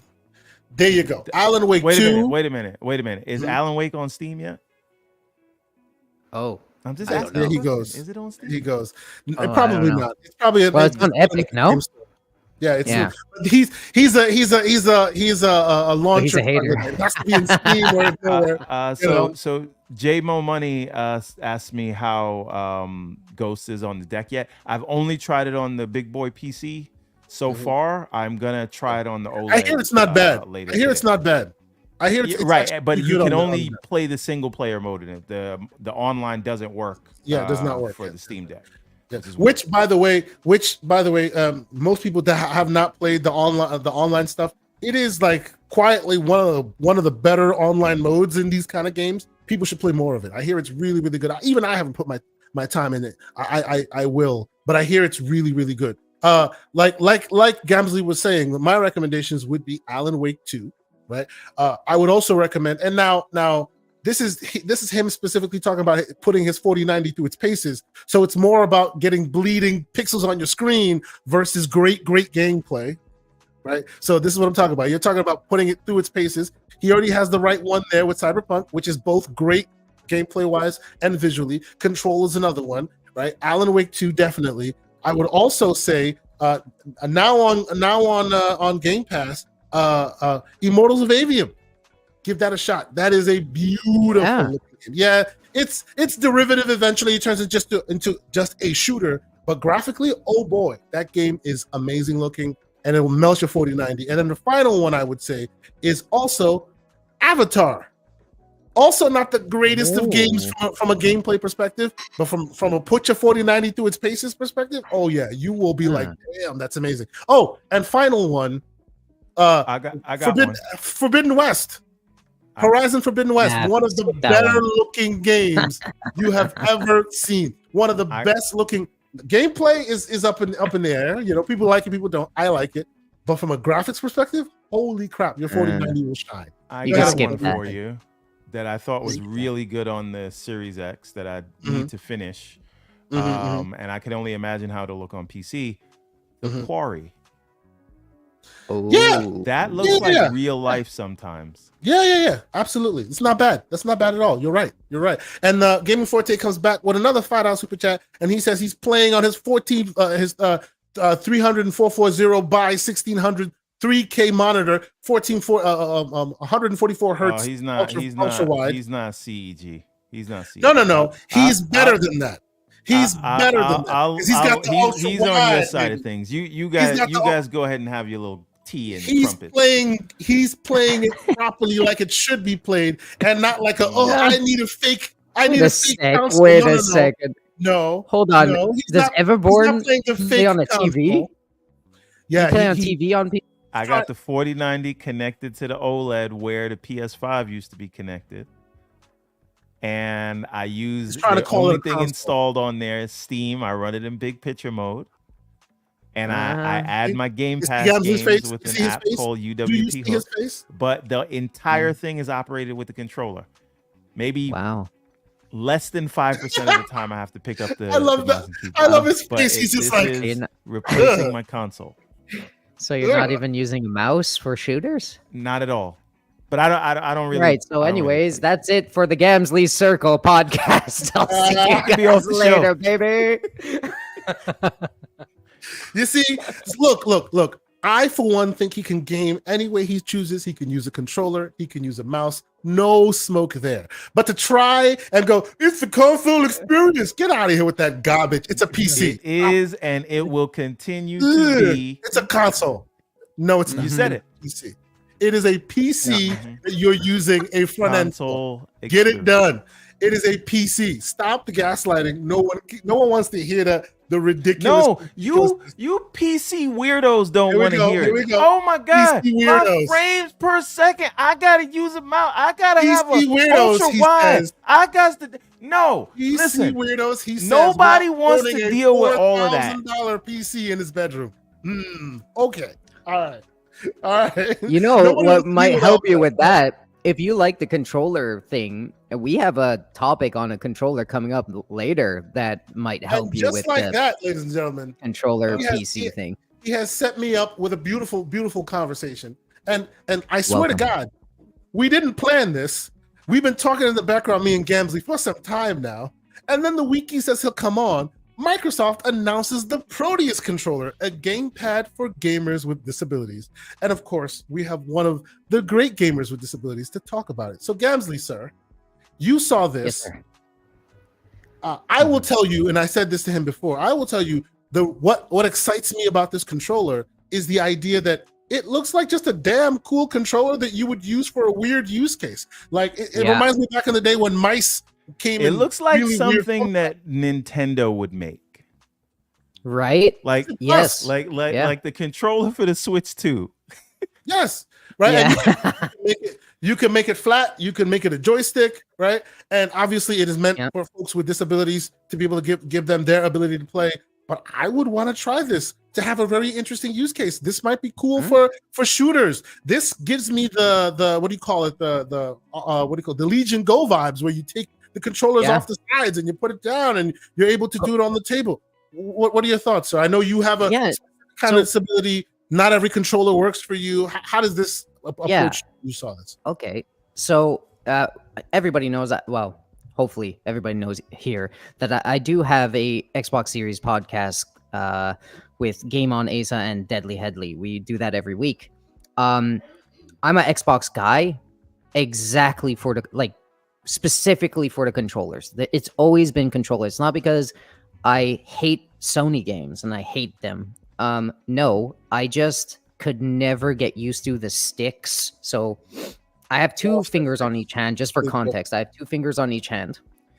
And one of my hands, on my right hand, I have an elbow that could bend. And on the left, I have no elbow. It's just a curve. And it's locked there. I can't move it.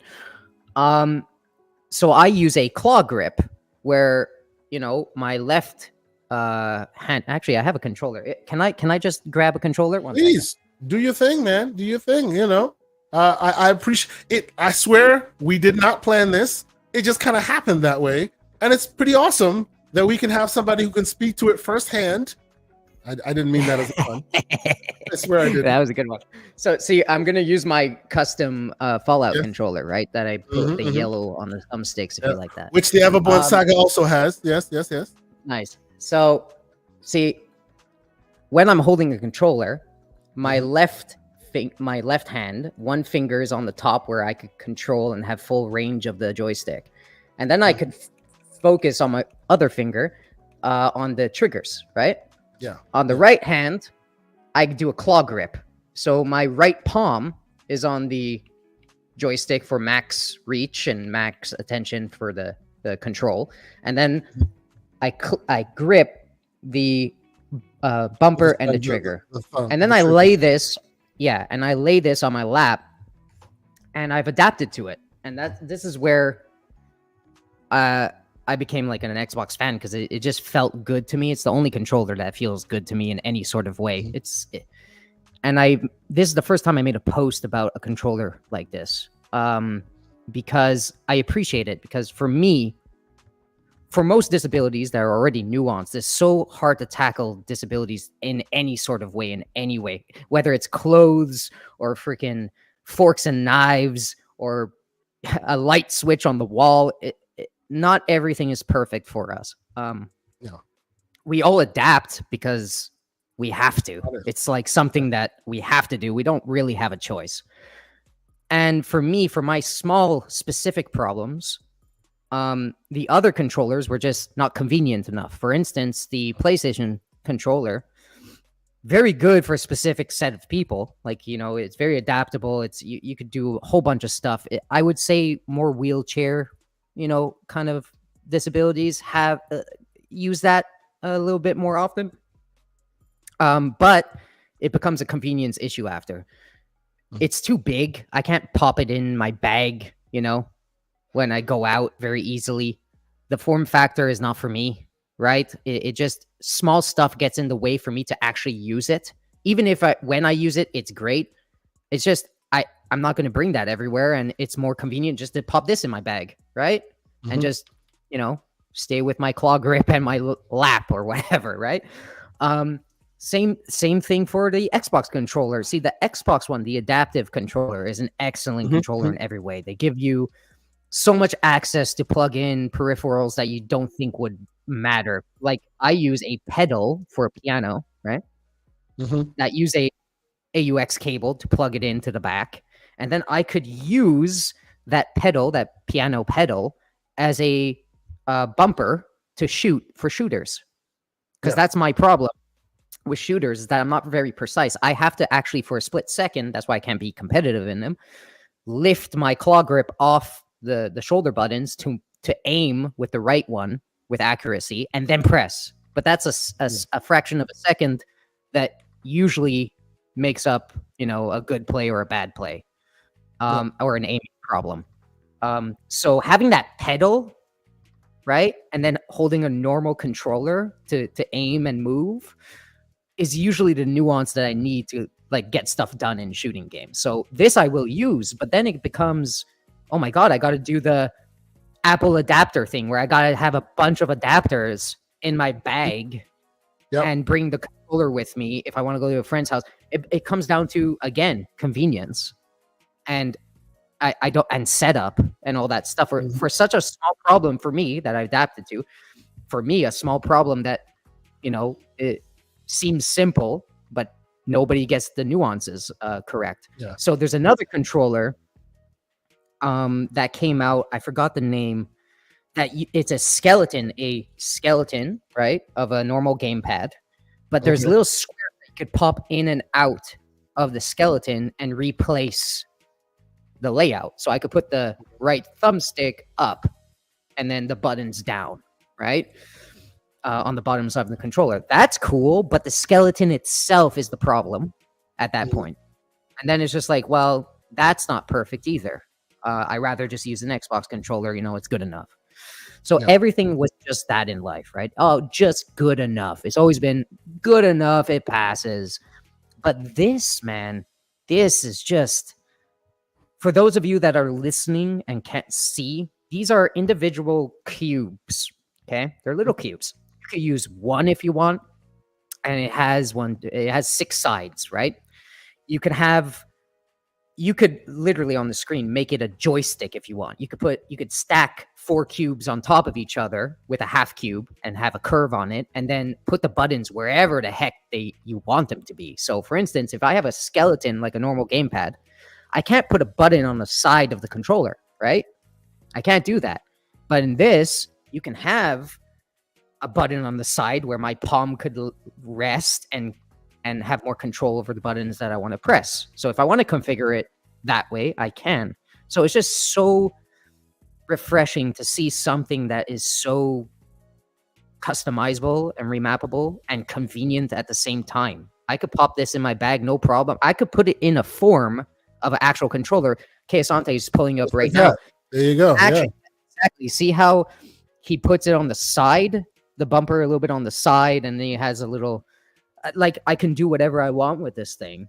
And it stays convenient, practical, easy to carry, easy to place in my bag. It's not a whole backpack full of accessories just to get you what you need. Exactly. And it's not big itself, right? You can make it a controller shape. Like there's grips that you could stick onto the side to make it an actual gamepad also. That's what I love about it. It's exceptional. It gets the nuances right. You could put a trigger on a face button if you want. Yeah. So that's you know what I mean?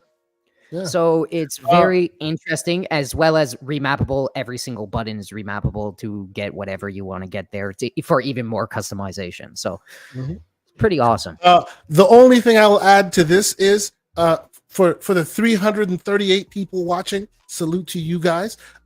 If you happen to know anybody in the environment that's possibly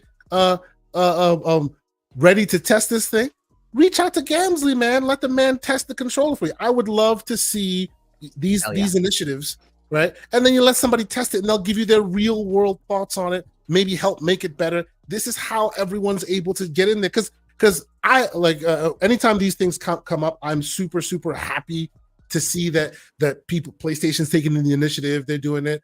Xbox's initial controller, they were taking initiative. But then you speak to the people who use them on a daily, and they'll tell you, yeah, that's great, but I don't have a huge backpack to carry all the accessories needed in order to make this thing work, right? So the more refined, the more they use it, the more they let people get that real world experience. Now you have a device that can kind of give you what you need without all the extra added weight and ridiculousness. Yeah. Now, let's talk about that price point for a little bit. I think it's $300, right?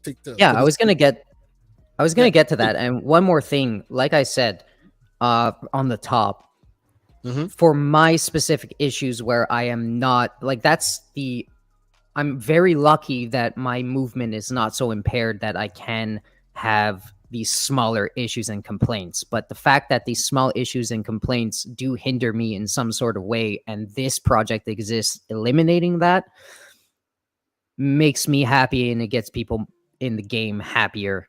Just like a light switch being a little bit farther down the wall than up is very welcome in my life, and it makes everything easier, so I don't have to adapt as harshly to these environments, because sometimes it's a little bit, it feels like neglect in most areas, and this feels like finally my specific small issues are not neglected, and I feel happy about it. Now, price point, here's where it gets a little rough. I did want to praise it before I gave it a shot with the price. I want to praise it because it needs to be shown, and I want to have it in my hands, and I'm going to buy it regardless.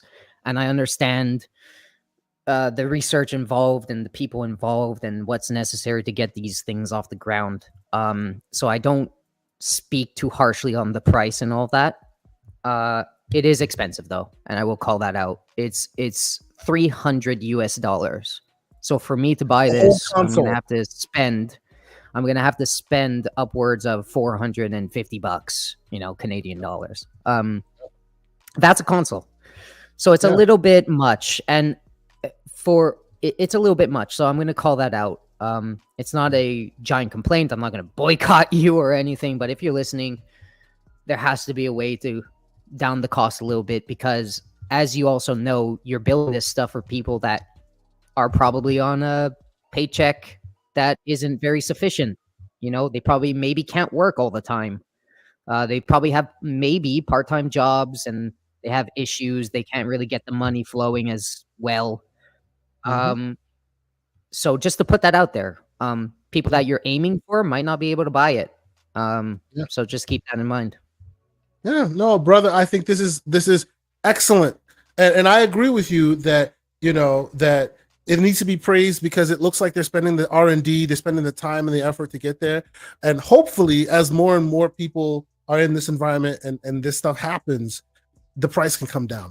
I see this as for my Tesla users out there, I see this as the Model S to the Model 3, right? The more the big dogs play, then it can kind of come down, and the cost of manufacturing can come down a bit, and then it becomes more and more approachable and palatable for general audiences.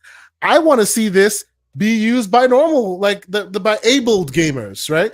This looks like a controller that you could use to do some very super interesting things, even if you do have all your functions capable of it. People love customizing their control schemes. Exactly. Everborn Saga, I don't know if this caught your attention. I'm sorry. One last thing. By the way, there's an important thing here. So there are little cubes that magnetically, you could like swap out accessories magnetically, right? Very easy, snappy, cool, right? One important thing is that they're shooting out the initiative to have everything that they like. They're trying to partner with 3D printed stuff. That's massive. Like you could 3D print, legs that you could put on the table. Yeah, right. So they're throwing that out there too, which that is very impressive and very cool. Because you can make your own very big. You could, yeah, exactly. You can make maybe like a attachment where you could put a little, I don't know, connector on it, and then you could make a button that you could clip to your side of your head, so you could like with people with limited mobility, like touch it and make it like an Xbox controller thing. That's also important to shout out. So I just wanted to shout that out. No, you're absolutely right. I think that part is the biggest part, right? If you can't afford the big honking device with all the buttons and the pieces and everything, hopefully we're talking about a community that grows, lets you 3D print your own pieces to add to this thing. That is an awesome plan. That's really cool. Everborn Saga, sir, as I was saying, has this caught your attention? What do you think of it? I think it's awesome. I think it's amazing. I can't afford it at $299, but I get that the work. Who makes this thing? BioWave, and they partnered with Microsoft. Okay, and it will be available on PC and on the Xbox. Hopefully there's a PlayStation variant coming, because them console mains want Lock it down exclusive, experiences. baby. No, I'm kidding. I'm kidding. Don't do that. No, Over here, our disabled gamers can play. What about you? No, it's terrible. It's very terrible. I'm sorry. No. I think the price is the most prohibitive thing, right? And you have to assume like the people that need it. I'm not saying like I know it took a lot to go in this. There's a lot in R&D, and if they want to be a company that can like pay their people and do the manufacturing and distribution and things like that, these things have to cost money. But I just wish there was a way that they could get the price down. But again, super interesting. And if it was the price of an Elite controller, I would buy one. But it needs to get there. I think it's prohibitively expensive. Yep, it needs to get there. I agree. But once again, salute to them, flowers to them. I would once again advocate, if you know or you are around that space, please reach out to Gamzly.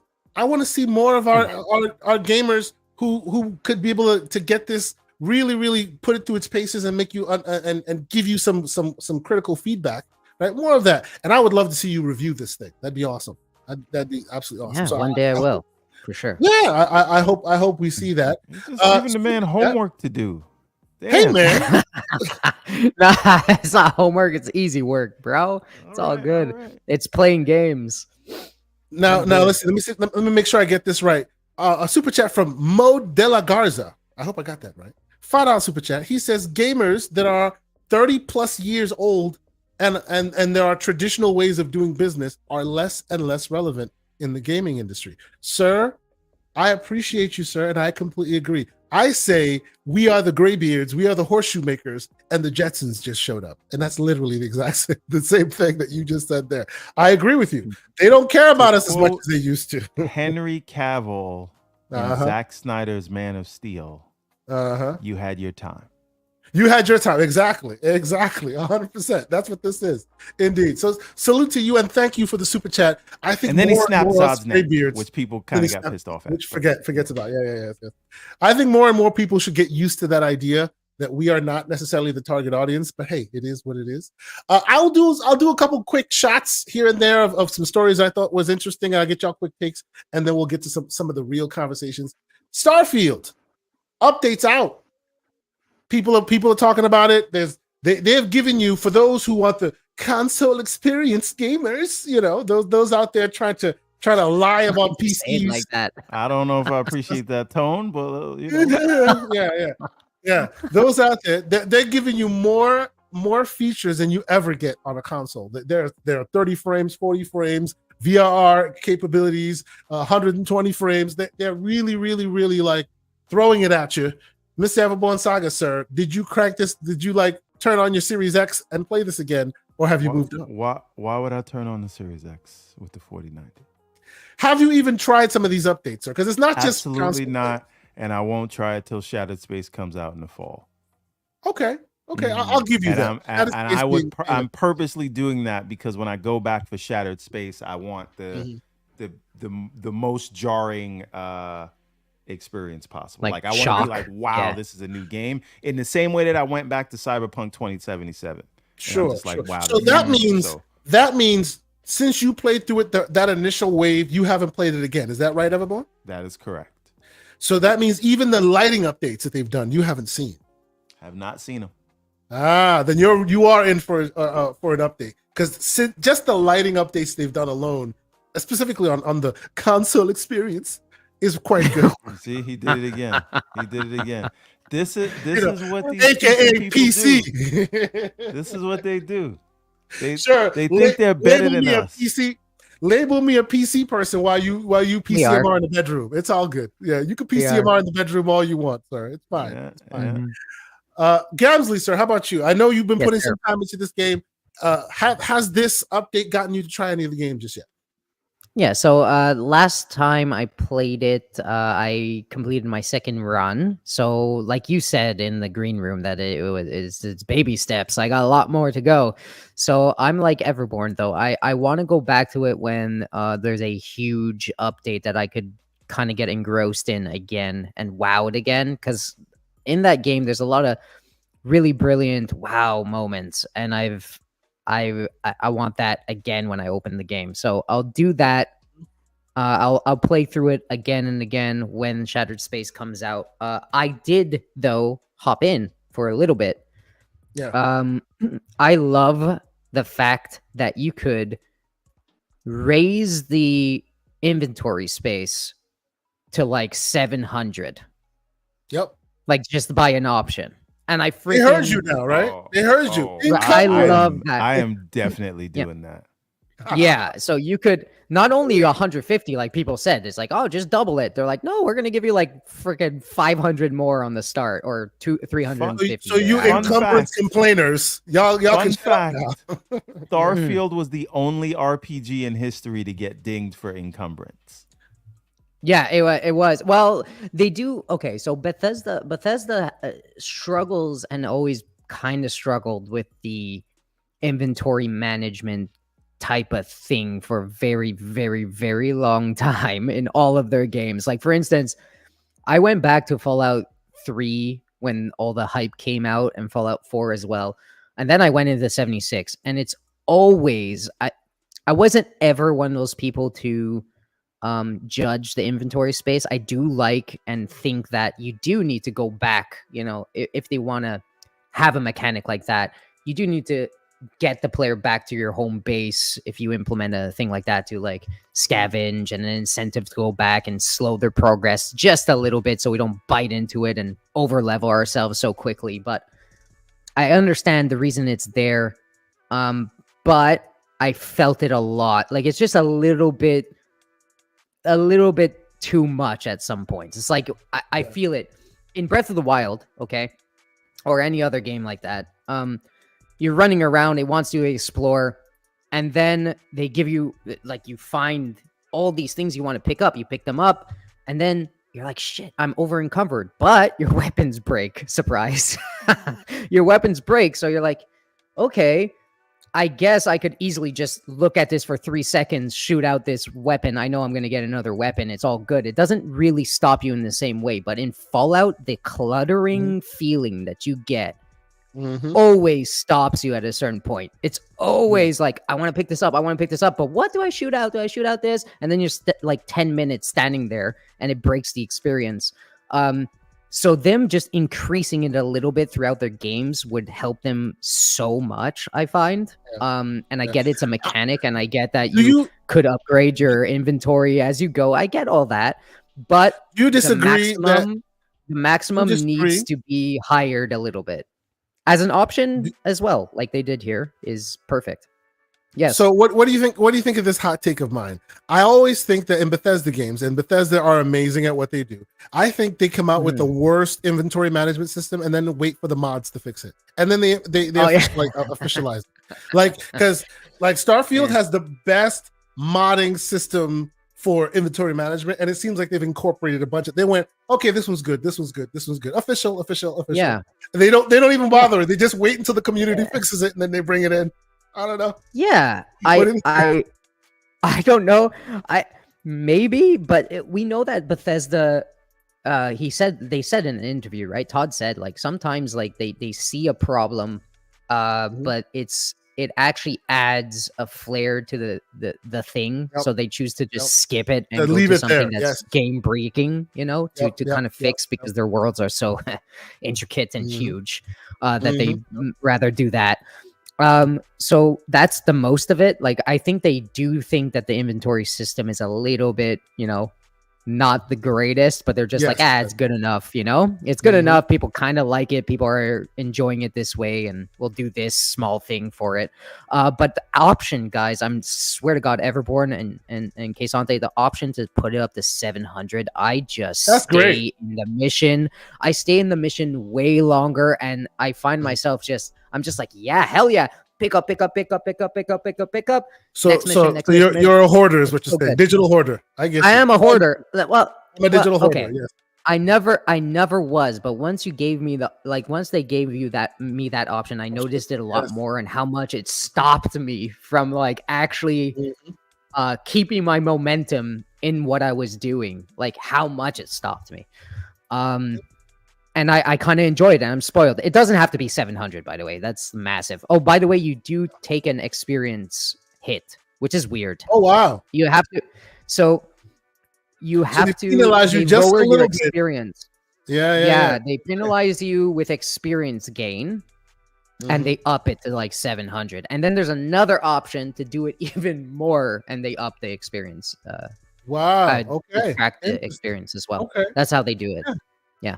So that's what I noticed, and I think that's incredible. So for the people that are hoarders out there, you'll get dinged for it, but you can be a hoarder. I get it. Cool. Yeah. So yeah. we'll move on from this one, and I have another update that I want to talk about. I just will say that I think no. No, absolutely. I appreciate the conversation. I just will say that I hope that as they continue to add more meat to the bones here, and Shattered Space comes out, and I think we can all agree that Shattered Space is when the game will properly get another hit of players jumping in. Yeah. I hope that all the negativity and all this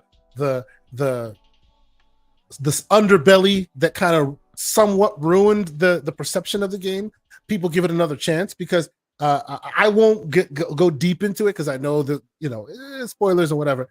This game has such interesting systems that kind of got like most people didn't even see. A lot of people haven't even gotten a chance to taste a little bit of it. I was telling you this before. Like I'm talking to people. How many days you have in the game? Well, I have 20 days. Oh, I have this. I have that. I have 6 days. Oh, that means you just begun the game, right? Like, and how many times have you beaten the game? Oh, just once or twice. No. You've just touched the tip. Pause. You know what I mean? Like there's so much in this game that all that outside conversation seems to have ruined and pushed people away. That while they're adding more to the game and Shattered Space is coming back and all of this, it will give people another chance at readdressing it, at seeing it again with new eyes, and maybe valuing it for what attention and interest and uniqueness and ingenuity that has been put into the game. That won't happen until they put it on PlayStation. I messy. I knew it was coming. Yeah, but nobody cares about console players anyway, so it doesn't matter. PC baby, right? Console experience gamer, right? Mr. Console experience gamer. Yeah. Everborn, I just do it. CEG. Whatever, Gambit. bro. Whatever, bro. Anyway, and you're gonna get me started talking about the X-Men. I'm not talking about X-Men, but because you said this, I warn you, people, all 362 of you who are on who are watching on either Twitter or YouTube. First off, thank you for being here. Hit the like button if you can. The next time you hear me talk about X-Men 97, it will be full spoilers because I need to get it off my chest. It won't be now. Man. Oh. It won't be now. But next time you hear me utter the words X-Men 97, there'll be nothing but spoilers flying out the mouth. So go watch the show. Finish it. You need to finish it. Let's move forward. Incredible show. Another update that I want to talk about. You're going to spoil X-Men and they're going to blame me for it. I'm just calling. Of course they are, because that's what it is. He is the Everborn spoiler saga. Anyway, another update, which I know, cautionary tale, people don't want to hear it. Oh my God, Redfall is trash. I get it. But this is a move that I want to throw flowers. I want this to become the norm and not a rarity. Whenever, for one reason or another, whatever the reason may be, that a developer or a publishing house steps away from a game, add the update. Let it be offline playable, so that one day when a minority within a minority says, I loved Redfall, they can continue playing it without some server that no longer is on being the reason why they can no longer play their game. And with the last update Redfall's making, they're making it offline playable. So if you are one of those few who really love this game, even in its form and whatever, that's all water under the bridge, you get to own the game, continue to play the game in perpetuity, because you are not beholden to some dumb server somewhere being shut off. Gamzly, sir, your thoughts? First off, good. I mean, that's awesome. But what I will say is, like, why all of a sudden I know it's not black and white. It's very nuanced. Like some studios just can't really, they have to kill the entire thing. But that just goes to show, like, all this online only thing is a must, and it has to be done. And it's all BS, man. It's all BS. And why? It's just like the thing where you come out, you stab yourself in the foot by saying Starfield can only be 30 FPS, and you're like, okay. And then it's like 60 FPS the next day. It's like, just say that you didn't have time, bro. Just say you didn't have freaking time. Just say it was a PS5 game. It was a PlayStation game that was badly ported to the console you now are first party of. I hate it. Fix it soon enough, I hate it, but but good news overall. It's just very baffling that games everywhere can't just do this. It kind of tells you that always online is just because they always want to take your money, right? They always want to take your money, and they always want to see what you're doing. Data's important, man. That's all about data. There's no upside because they know they're not going to monetize the game anymore. Sure, it can be offline, but it is not. 9 times out of 10, it's not a technical reason. And it's funny because I'm telling you guys in chat right now, like, these companies are just like our cell phones and our Android and Apple and all this, that they want our data, period. They want our data to show to shareholders. They want our data to show stats. They want to read our behaviors. That's what they want to do. So when a company why do you say says that, 177 people can't play specific PlayStation games on Steam? Because they can't get you to log in. And instead of fixing that problem, we'll just remove you because your money is not as important as your data. Yeah, exactly. Yeah. Anyways, so that's all I gotta say about that. So with this, and Everborn, please let me know what your thoughts are on this. I say the reason why I'm throwing flowers at this thing, call Redfall what you will. It's all righteous. We've seen what it has brought about. Yeah, Arcane Austin is now no more because of it. All good. All righteous criticisms to give. But we need to live in a world where any game, unless it's a literal game that lives, you're just a client that lives on the server, like a la Fortnite or something. And even in that instance, I give you smoke because guess what? You could make it ad hoc. You could. It's not all processed online. Yes, there's online components, but you could literally make it so that whenever you set it up, the one client can try and communicate with another client without it being server backed. This should be the norm. When it's time, when we're cutting bait, when we're moving on, you own all your stuff. You own whatever stupid microtransactions you purchase that you love. Even if it's a game that not everyone loves, I get that. Allow for the offline mode, disconnect it from the home server, let people play. I say do this for games, do this for consoles. I hear 360 is giving you a deal, a sale. They're doing a sale on old 360 games. Eventually, they're going to turn those 360 servers off. Stop requiring that those servers still be connected in order for the console to speak. Cut its ties. Let it live and continue for those who enjoy it to enjoy it, right? This is a good move, and it should be happening across the board, and we as gamers should be advocating for it. Everborn Saga, sir, what are your thoughts? But did they add cutscenes, though? Oh, here he goes with the slander. All right. Cut his mic. No cut. I told you want me to come back to that game. Give me some form of cutscenes, and it's not about the game. So it's about the advocating for the consumers who still like this game. Yeah, all 6 of them. Okay. Look, Boomstick is one of them. Everborn Saga, Mr. Boomstick. Yeah, and there's 5 left. Yeah, and there's 5 left. Quesante, that's 2. 3 left. I'll be honest with you. I did not give this game the credit, the attention it deserved. When I found out, it didn't deserve it. Stop. I love Arcane and Arcane Austin specifically, but I love them for their single player simulation aspect. When I saw that they had taken that aback more for the multiplayer side, you had lost me already. Right, and you guys heard me say it on the show. If they come out, they lost themselves also. Fully be played. True. If this game can't fully be played as a single player and without feeling like you lost something, you lost me. Right? And I started playing this as a single player. It's missing something, so I was done with it. But again, whether it's this game or another game, every game that is server connected needs to have an option to we don't supporting you anymore.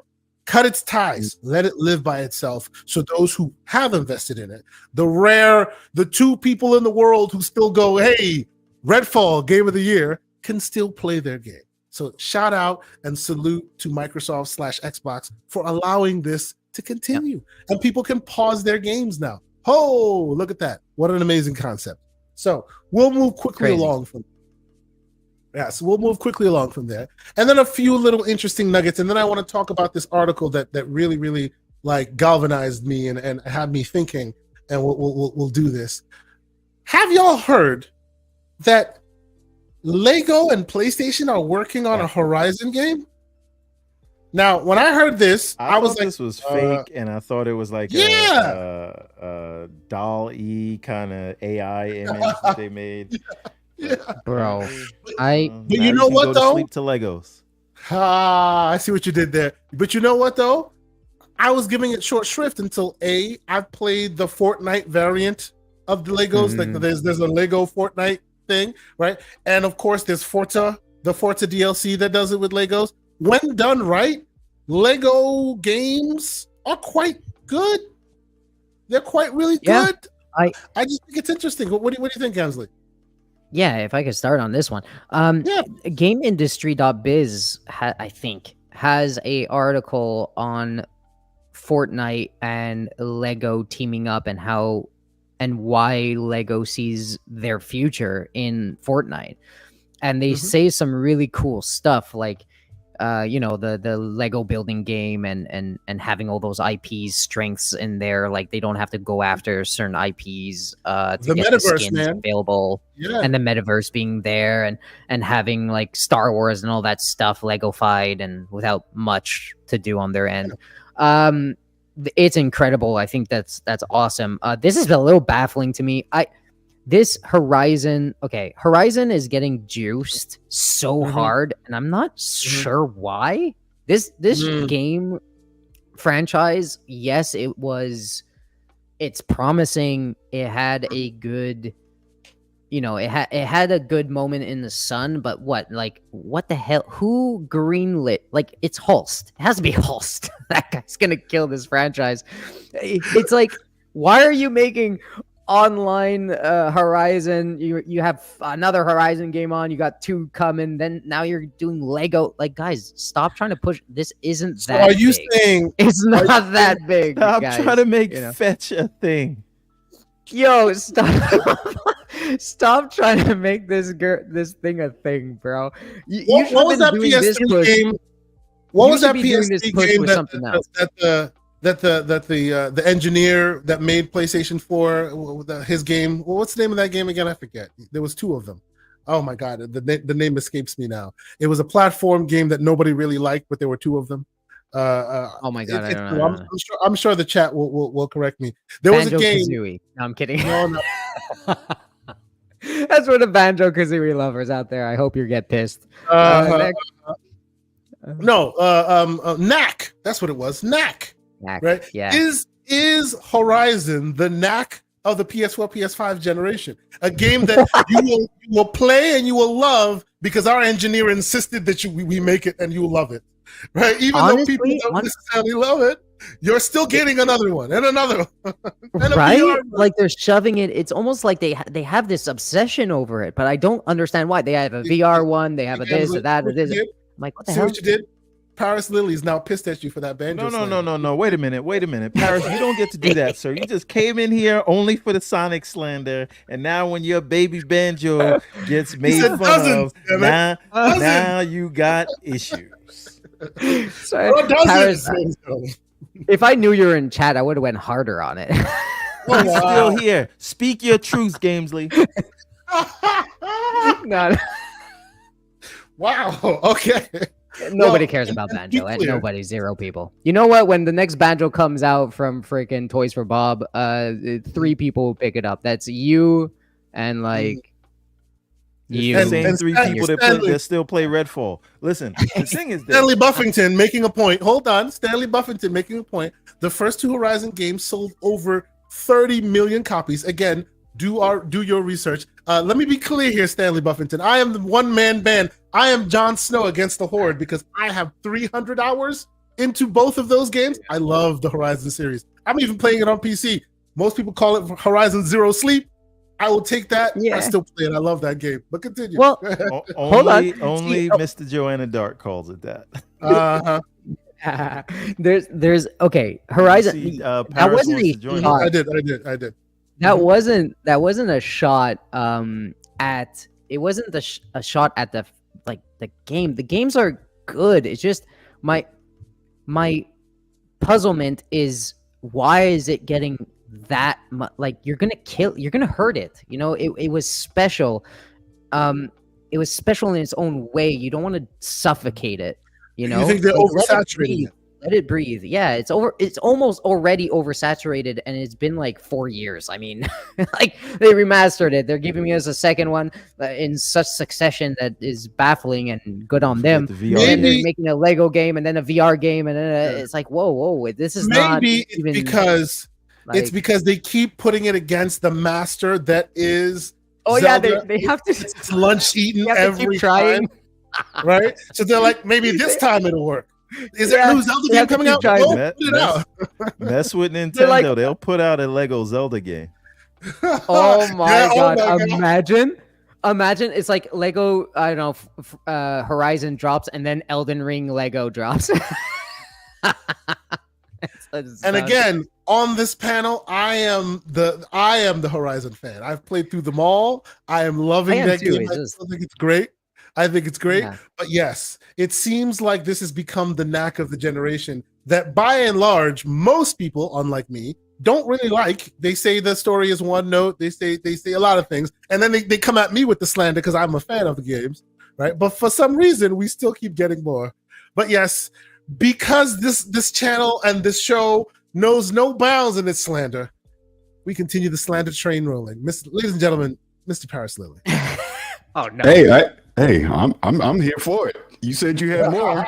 Let's bring it. Let's hear it. Oh boy! I'm ready to fight. Let's All go. right, Listen, No, Parris. this is- Paris, since you just came here, I hate to be the one to inform you of this. But you know how we all thought Toys for Bob's next game with the deal they got with Microsoft was going to be Banjo? Turns out their website has a cryptic image of some iconography from none other than Crash Bandicoot. So you're not getting that Banjo game. No. Hold on. Let's back up. I just want you to stew on that. I never thought Uh-huh. that Toys for Bob was going to do Banjo. It's not going to be them. It's going to be a studio that isn't even on our radar right now. That is probably already working on a new Like Banjo. Banjo.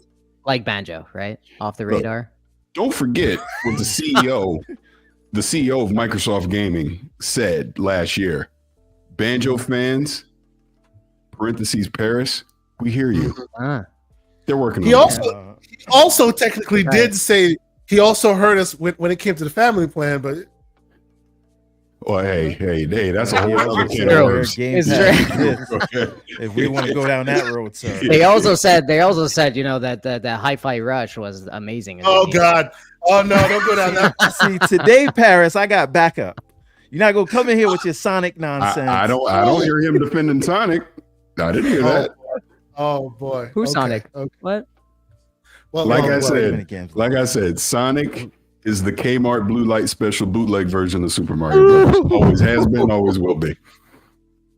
All right, we'll see when that Sonic and Shadow movie comes out. But okay. Look, Hold on, even that's hold on, wait a second, Paris. I love you, man. Look, if that is to Mario, but like if Sonic is that to Mario, but what is Banjo then to literally anything? Because didn't it like try to fight and just got instantly slaughtered by all the other good platformers around? These are the moments where I He's a need a bar. skull cap. Just a skull cap right now. Just a skull cap. Oh boy. All right. hey, for Xbox, they Y'all need to keep get going. it. For Xbox, they need to get it up to the JC Penney version of Mario or something because they ain't got anything. That's the whole point. So you admitting it, JC Penney, right? It's just like Oh, look, being serious. I'm being serious for a second. Yeah, You know, yeah. Banjo obviously is not on the level of Mario or Sonic, but what All right, I've that's been it. saying. That's all we needed, Paris, right there. There we of go. course, We could- of course, that's all you want to hear. But my Cut his point mic. He's is- done. my done. point is, Lost War. I have been saying for years, Mhm. Microsoft Xbox does not have a family-friendly IP mascot. Mhm.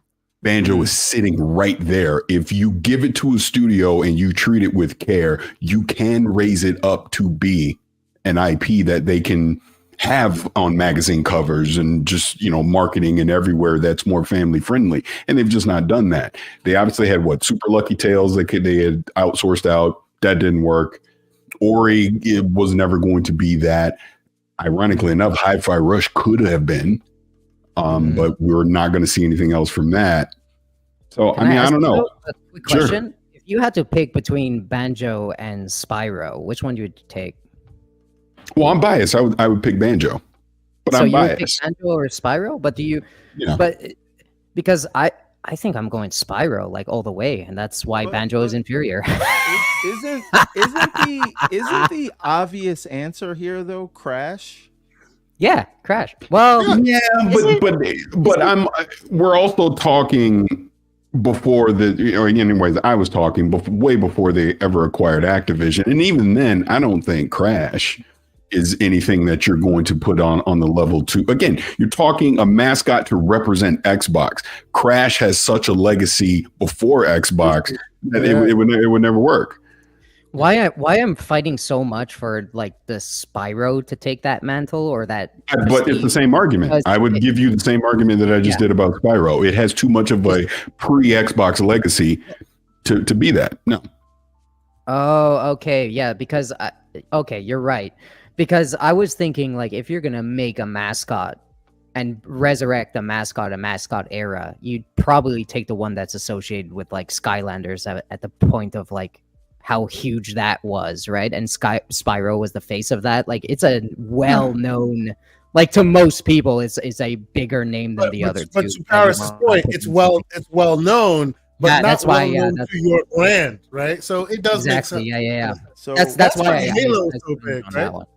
To be serious for 1 second, right? Of course, which is hard for us. We had this conversation last week, so I'm not trying to go into that. But when we talk about things that they don't have, that they say they need, that we know they need, like a family-friendly mascot, they also said they needed, and we agree that they needed, more Japanese games. And how did Hi-Fi Rush go? No. So I just don't know that they have the appetite for that right now. And Parris, I am a platformer guy. That's my favorite genre of game. So I'm right there with you. I just hope that they still think that is important, specifically those platformers that they don't really have in mascots and things like I'm going to bring something up really quick. They have these IPs now. Their IPs are like, these are theirs now. I'm excited, and I hope one day to kind of, because we know that a lot of people are on mobile and like 200 million or something crazy play Minecraft, or is that not true? I think around 180 million play Minecraft. Man, don't you get to the kids and all these people by putting like a Banjo or Minecraft collab, a Spyro collab, all that stuff? It's exciting to kind of see that, or what, Gamzly, though? Quietly, they are doing that. Like they are quite my kids play Minecraft. They are huge Minecraft players. In Minecraft, they have the full game of Star Wars. In Minecraft, they have a full game of Sonic. My son plays the Sonic Minecraft. Not just a skin. It's not just a skin. It's a whole game inside Minecraft. He's spinning. They changed the mechanics to make it like isn't that awesome? That game. It's really cool. Yeah, they could do that with Spyro and Teenage Mutant Ninja Turtles one, where they're all separate ninjas, and obviously the gameplay. They make everything Minecraft like, but a lot of kids are quietly like consuming a lot of our crazy, interesting IPs that we know as a separate thing inside Minecraft. They've quietly been doling that out to people. So yes, they are doing that. They're just not as forward facing and as marketing of it as say a Fortnite does. You know what I mean? They're kind of doing the same kind of thing. Though. Yeah. And I have a question for Parris, actually. Parris, do you Banjo's in Smash, right? Yeah, he is, or they are. Okay, so How many people do you think play Banjo? Oh boy. I have no idea. To be honest with you, I get you're saying that tongue in cheek, but the fact that Banjo is even in a Smash game, the fact that Nintendo would want that character in a Smash game speaks volumes to that character. Yeah. So regardless of how many people are playing. You know what though, Parris? I would give a little bit of smoke with that.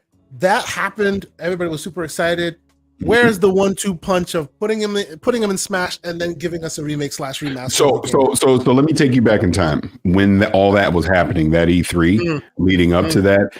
I was convinced. I'm sitting in the crowd in the showcase. They're about to announce a Banjo game. We're, like you said, we're at least getting a remaster of the original something, and then nothing. It just, ironically enough, kind of goes to where we are right now with the Fallout series being that so popular, and basically the only thing that you had ready to go was something in another game in Fortnite, and not have at least missing the window. Right, at least a Fallout 3 remaster or New Vegas 2, or at least an announcement that, hey, we're working on the next Fallout, which could still happen at the showcase. We'll see. But strike while the iron's hot, so to speak. And yeah. It's just unfortunate. Like that Smash announcement was palpable. We were convinced, oh man, they're at least going to give you a remake, remaster. They're going to take one of the first one, throw Unreal Engine 5 in there, throw it in Unreal Engine 5, give us a new studio possibly, just like they did with what the heck you call it, the frogs. I'm forgetting the name of the damn game now, which was a small, interesting project, but didn't go. Battletoads. Yeah. Mm-hmm. Give us something of that ilk, or something that sparks the imagination that then gets you to a better game later. It came, it went, they did nothing with it. It's just like, come on, guys. That was such a do you think these games fall under the category of small, quote unquote, as Matt Booty said in that town hall meeting? Do you think that this is a possibility that this title can come in as a smaller title and really reinforce that mindset? Yeah. Do you think this is like a budget for a small game or a bigger? You would think so, right? Kind of like they did with Delilah, right? I was talking about the Battletoads game was a small title. Now it didn't hit the heights that most people were hoping for. I suspect it did well as I hear it, but it wasn't like a Smash throwaway a runaway success a la TMNT Shredder's Revenge or whatever. But that's definitely considered a small game. I would expect, and it's actually interesting to me, and I want to hear your opinions on this, Parris and Everborn. It's interesting to me that after they did that with Delilah, it seems to have gone silent. I would expect there'd be a lot more effort in that realm. Try little small games here and there, because while money is not easy to come by with these publishers, at least small budgeted things, you think they would be able to iterate quickly to lots of different publishers. What are your thoughts? I'll start with you, Parris. I think that was the mindset previously, but just the current climate, the economy, money, to your point, money's tight, tightening wallets. Again, we're seeing everything that's going in the industry. I don't need to repeat it, but those type of games, the Pentiments of the world, those are going to be few far in between to come by right now. They're going to bet on things that can generate revenue and have less risk. That's just the short-term mindset of the industry right now. Yeah, I don't disagree. I don't. Everborn Saga, I have a specific question for you, and you can answer. Okay. If they gave you a budget, what would the budget be, and when would you be able to turn around this small game, sir, Mister? I'm working on a game.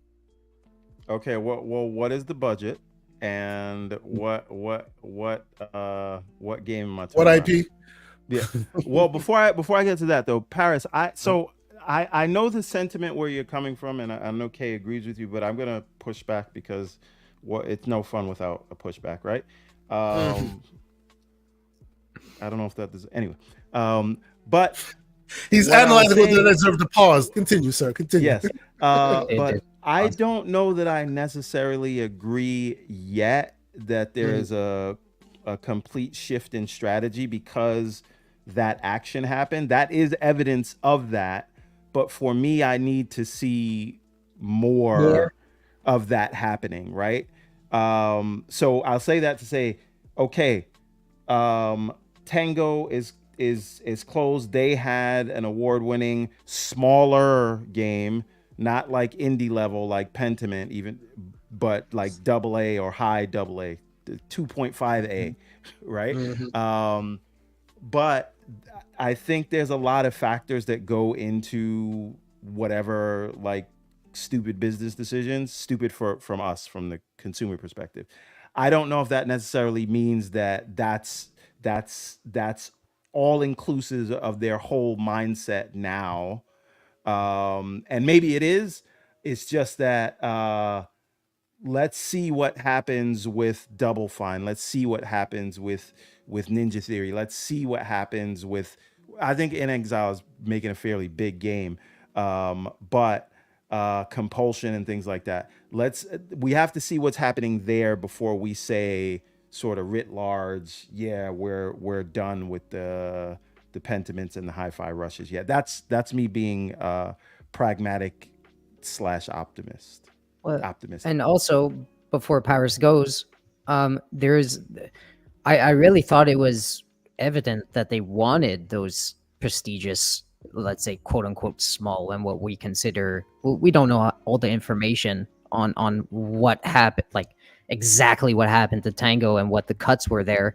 Like hi-fi was quite expensive apparently, and it was quite long to develop. So I don't know if that qualifies as, super small. But yeah, I was talking more about Pentiment, like Everborn was saying. I'm talking about a small team on a small project to put in between the big things, kind of like Netflix fodder, if you will. And I think that's what Matt Booty kind of backed up in his little speech there. That was really weird. But they want that prestigious kind of side food, right? I think that bolsters a service pretty well, and I don't think they're backing away from that either. But we're about to find out. Yeah, and one other thing I would just add to that, I agree with what you're saying. The other thing I would add to that is, I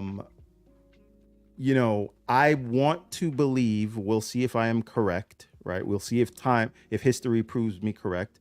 But I want to believe that the 2018 studios, which are not under a separate sort of holding group, a separate publisher in itself that has its own P&Ls, right? Like Activision can open a studio while Bethesda has to close some because they both have different budgets. I know it all falls under one large umbrella, but they do have different costing structures for each entity. And I would like to think that the 2018 studios, these are the Playgrounds, the Compulsions, the Ninja Theories, things like that, that we know that those were acquired with Game Pass in mind.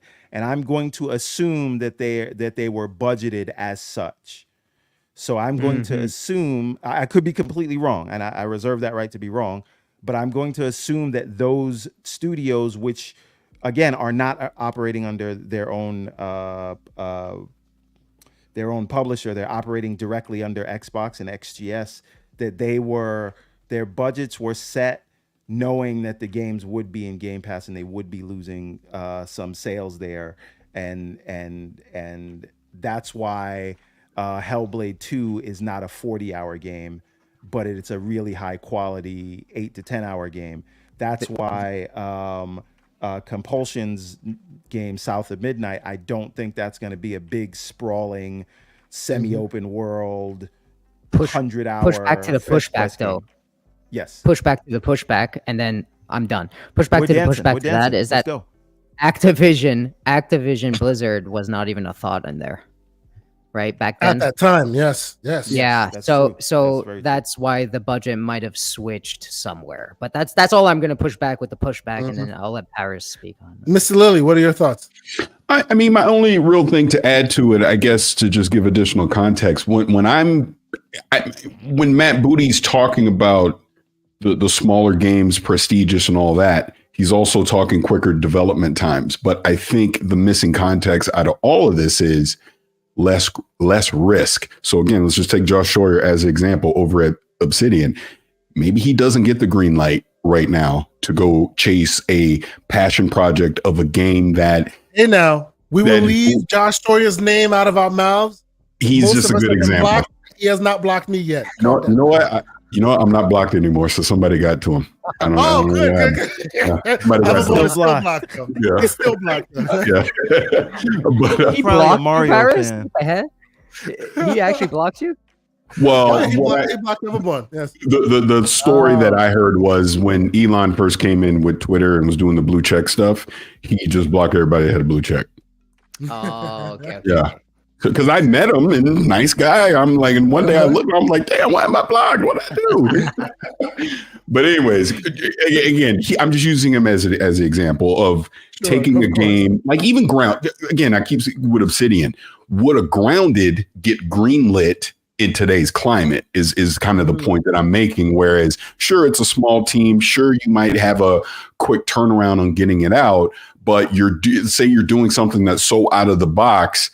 That's too risky now. Sure, we want quicker development times. We don't necessarily have to have it be AAA, but it needs to be something that it needs to be a tried and true formula. Let's put it that way of a game. That's what I think short term we're going to see, not just Xbox. I think we're just going to see that industry wide right now, where you're not going to see, unless it's an independent studio that is just like, F it, we're going to try this very risky thing, because indie is where the most risk does happen. I don't think with the big publishers you're going to see a lot of risk, no matter the size of the game, especially AAA, but even AA size games. So we have Mr. Lilly with us. We have last couple of Microsoft stories, so I'll go through these quickly. One in the I categorize it in the water is wet category. It is now news that Call of Duty will be coming to Game Pass. They said it. I don't know why many this was in times, question. but for some reason this week it seemed everybody and their mother went, "Really? Can I Please. just give my thoughts, because I do have to go in a second. And I'll just run this real quick. So to your point about Call of Duty, of course, I'm not surprised by it, but I think it's become a thing, again, due to rumor and speculation from various inside sources saying that it was being debated internally, despite Matt Booty in February telling you everything's going to be day one, despite Sarah Bond last week saying everything was going to be day one. I think this was an intentional leak to the Wall Street Journal to kind of put minds at ease that, yeah, it is coming day one. Whatever the math that they're going to do to figure this out, because we talked about this on Kind of Funny yesterday, whereas you got to realize the majority of the money for Call of Duty is coming through those battle passes anyways, right? The microtransactions. So I personally think, yeah, day one on Game Pass, you're going to be able to get the base game, play the campaign, do the multiplayer, probably. And I'll lead into this in my second part and I'll be quiet. I think Game Pass Ultimate tier, you will see some perks and incentives for like a Call of Duty Battle Pass. But I also think we're going to be introduced to a new tier of Game Pass, because I do think the price of Ultimate is going to go up. It's going up. Yep. Day one, to keep things day and date. I just think that's a reality of where we are. But I also think we're getting a new tier. If that new tier might be ad supported, that new tier might not have day and date for games coming from Xbox Game Studios, but they're going to have a cheaper tier that is being supplemented somehow. But I think Ultimate is going to go up. Do you think this new tier replaces any of the old tiers? Because they got some weird tiers right now. Whereas you have core and then you have console, but console doesn't have online, but core does. What do you think happens like with that? I'm so glad that you asked that question. So I think you have Ultimate, price goes up. I think core at the bottom level stays exactly what it is. That middle one, I think everything that you're just talking about in the middle is going to change. You may still have a standalone PC Game Pass tier, but the price is probably going to go up on that too. But as far as console gamers and all this is where I think this new tier comes in and you mash it all together. Like I said, I really think we might see an ad-supported tier that comes into this that replaces all of that. That because you don't want to overcomplicate it, because everything that you said starts to really overcomplicate it. I think you have an ultimate, you have whatever this new tier is, and then you have the baseline core, which is essentially Xbox Live Gold. That's what I think happens. I'm gonna shoot a curveball here, and probably nobody's absolutely like you it. Talk too much Listen about to me, Banjo. Parris. I'm 5'3". All right. I'm 6'3". No. Wow. Pipe down. Go ahead, Gamzly. So the EA thing is where I find it very interesting, and the skeptic side of me says internally they're looking at the contract with EA, and they're thinking about renewing or not. And if they renew, all the things happen like we're saying it happens. If they don't, everything stays the same with Call of Duty added. And I think they look at it and they say, we have Call of Duty now. Whether this happens this year or next year, I don't know when. But they're like, people are associating Call of Duty with us. So we have a Game Pass push.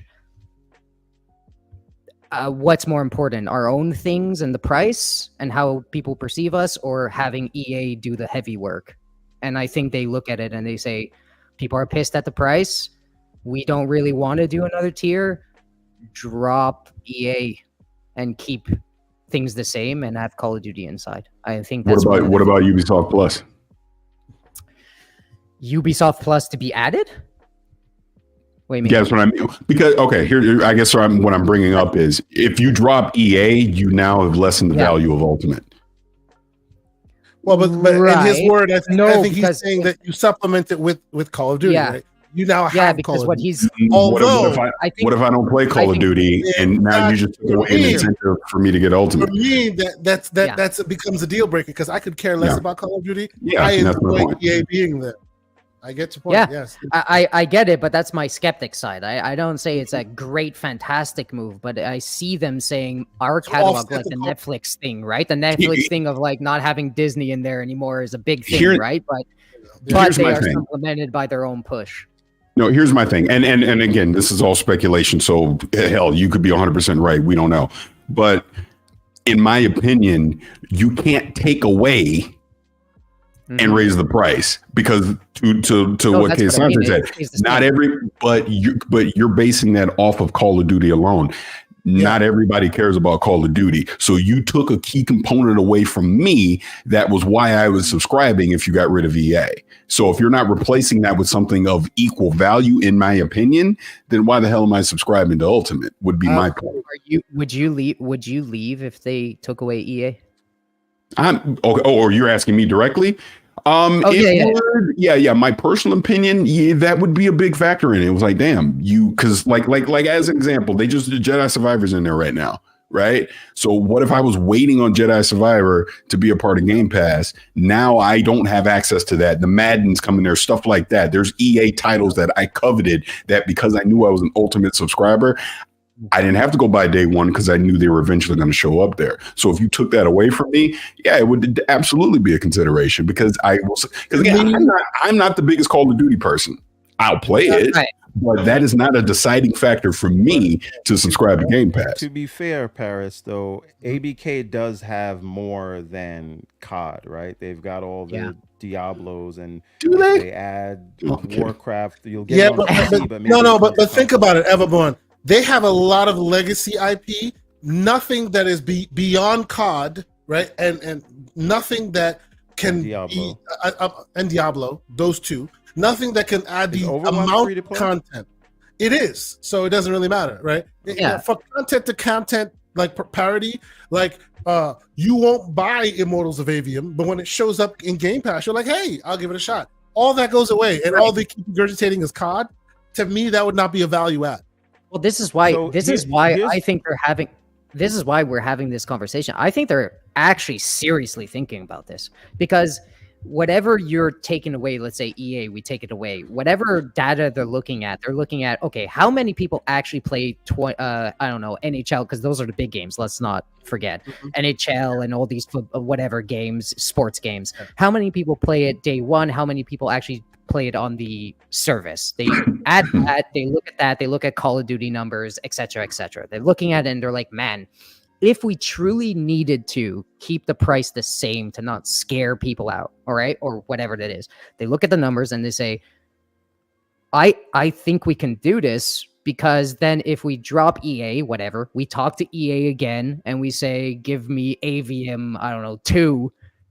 We have a budget for it. Give me that when that comes out. Or they try to get the same kind of deals going. NHL 24, 6 months later, give me that, you know, but we just don't have your entire catalog, and we replace that and supplement that with the new studio stuff that, you know, AAA studio got built internally there, building more games from Activision. Getting more games from Activision is a good thing. They can make your Banjo Kazooies, right, and keep the price the same. They won't, so they're but they could. replacing one megacorp with another one. Well, I'm saying, I think that if that's the conversation, they're just swapping megacorps here in their service, and they're just being like, well, now everything we make, right? Mm-hmm. And that's the goal. And that was the goal with Netflix as well. So here's what if Everborn's making this decision, who is not and should not be making these decisions, but here's what Everborn would do. I would simplify the offering. I'd say you've got Ultimate.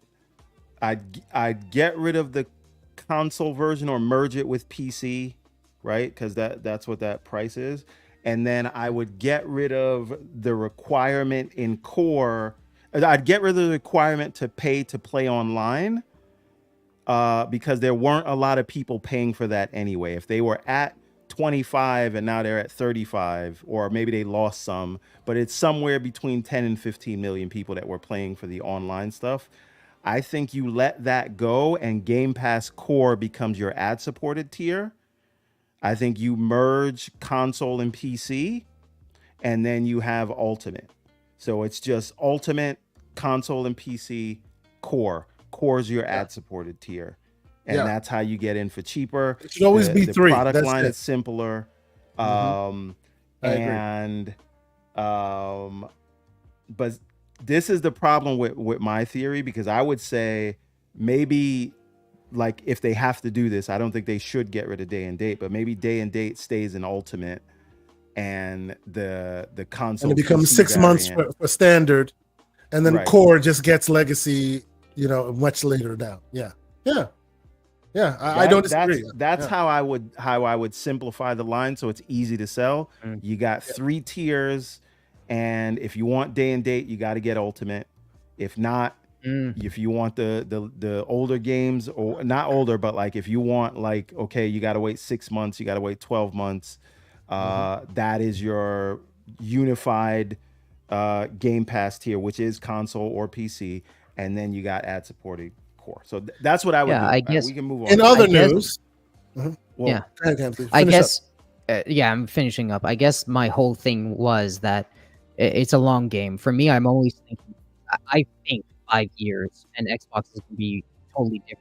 They're going to go through ups and downs. They're really looking like to shift people's minds. 5 years, Game Pass is going to be a gigantic monster, because simultaneous with COD, they're going to have new consoles. They're going to have games like Indiana Jones 3 or whatever, or 2 or 1, whatever it is, Elder Scrolls popping out in there, you know, to help out. I think at that point, they're seriously looking at themselves and being like, do we need other people's services in ours? Like, do we kind of what Netflix did? Yeah, but that's what I'm saying. They were taking their content away. They kept focusing on their own content. Exactly. History repeats itself, and I think we forget that often. But I think that they look at that and they say, well, look, people are actually coming. They're staying. They're not really playing that much EA. We cut it, and they cut the deal. Yeah. But so just in other saying, words, Stranger Things is what's keeping you here. We don't need the Disney series anymore. We can let exactly.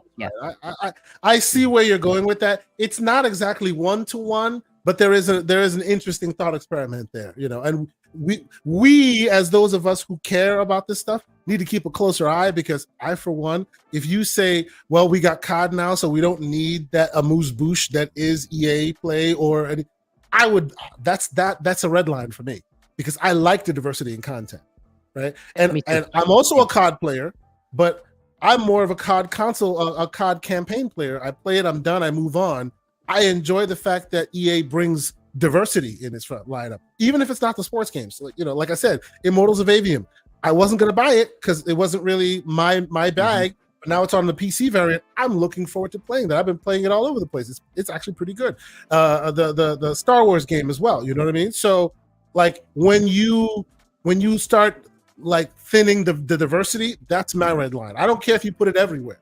You could put it on every console, wherever you want. I don't care. The minute my subscription now only offers me black hole games, I'm done.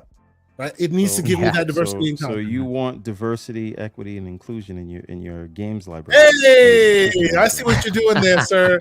Stop the ridiculousness. In other news, Activision Elswhere. Where did this come from?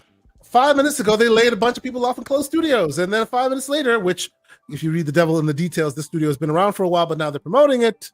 It looks like they're focusing on their hashtag just one studio. Mr. Lilly, I don't know how much time we have with you, sir. Did you know this? And oh, by the way, before you leave, how is Hellblade 2? And Banjo.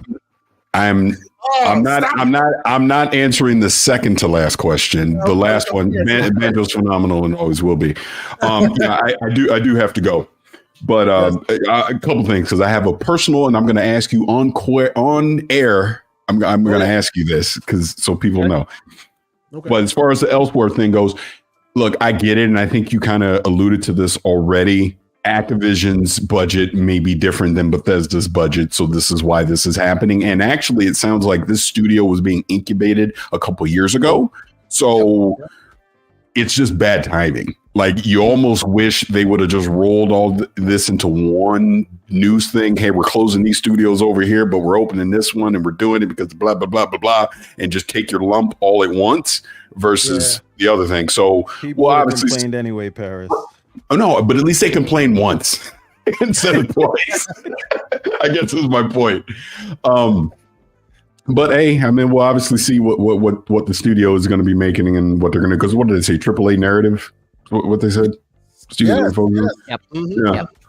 Yeah. So we'll see. And I'll let you guys continue that conversation about that. But before I do go, sir, so you are still coming out here to Los Angeles in 3 weeks. I am indeed. Yes. I am indeed. I will be there with bells on. So my question is twofold. Will you be at the YouTube theater for the whatever Keely's calling this now, the show, the Summer Game Fest? I will be at Summer Game Fest, sir. 100%. Yes. Yes. So you will be there at the YouTube theater. I will be there. Yes. That is where you and I will meet for the first time then, because that's when I plan on rolling up. So I'm looking forward to that. So now, yes. So now my two-part question to end this is: are you going to be able to go to anything else Summer Game Fest related, and are you going to the Xbox showcase, the Fan Fest thing? So as I hear it, it has been different on the ground as it used to be. That's what I'm hearing. Yes, I know those who tell me there's more to it than just that. I'm going on small channel. I appreciate, salute to the 430 people watching. Small channel still, so that has not opened as many doors. But hey, I'm open to it. I will be there. I bought my ticket like everybody else. I will be there with bells on, and I'm hoping to get access to certain things. But so far, I'm just rolling. So with you the want more doors open? I'm hoping to open some doors, Anyways. man. Stop it, Gamzly. Stop being ridiculous. I will say the IGN Live, I will be there. I have the 3-day pass for IGN Live. I will be at Summer Games Fest, and I also will be at the Giant Bomb Live as well. Right? So I was able to secure those. As for the Xbox showcase, at some point, some of us were trying to get like what do you call it? Win the right. Some of us did. I think shout out to Hargeet. I think Hargeet probably won that. I did not. So of course he did. Of course he did. Yes, yeah. Of course he did. And he's in the chat. What's going on, sir? So maybe the rest of us will lick our wounds with a drink elsewhere. I don't know. We shall see. But I'm committed. I said I was going to do it, and I'm doing it. Even if I just show up as a fan and I'm left out in the cold, which would be sad, but hey, it is what it is. Yeah, I mean, that's a bummer. I mean, it's just from the beginning, because I don't know nothing. I just know what some people have whispered in my ear. I do know the location that it's at this year compared to where it's been the past couple of years is about half the capacity of what it's been. So I do know it is going to be a smaller event. Unfortunately, with my schedule, I probably won't be at IGN Live at all. I was hoping to be there when Ryan was interviewing Phil, but my schedule is it's going to be interesting. Yeah, it's going to be interesting to see what he says. But yeah, my schedule is chaos. Soul Tech, brother, hit me up in the DM, sir. I will gladly be your +1. If there you there go. are some of those. Who knows? If you want and you want to have me as your +1, sir, I will be there with bells on.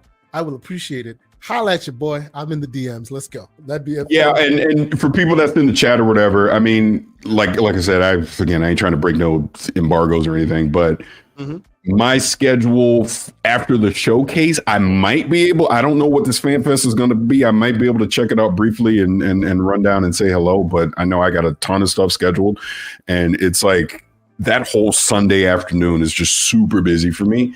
But I can say, because you said you're going to be there, I am going to be at Giant Bomb Live.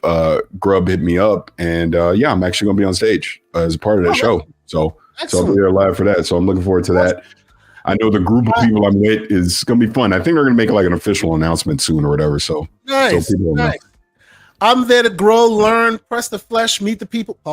Meet the people that have been chatting here for years. And, you know, whatever happens. And I hope this is a thing we can start doing more of on a yearly basis. Mr. Everborn Saga, he's still kind of on the fence. I need you to come with me, sir. You got next year. Yeah, you got to go. Definitely. Oh, he's not. You definitely got to go. And like I said, I don't like it's weird where Xbox moved their thing. They're not in downtown LA at LA Live anymore. So I'm assuming the JW is still going to be the spot where everybody meets up. But I have no idea what Xbox is doing. So I don't know if they're going to be closer to where that location is. Fonzarelli Gaming. Can't wait to meet you, Fonz. That'd be awesome too, man. I can't. This is the point. I'm there for that. If you see the BioWave people, get that controller for me.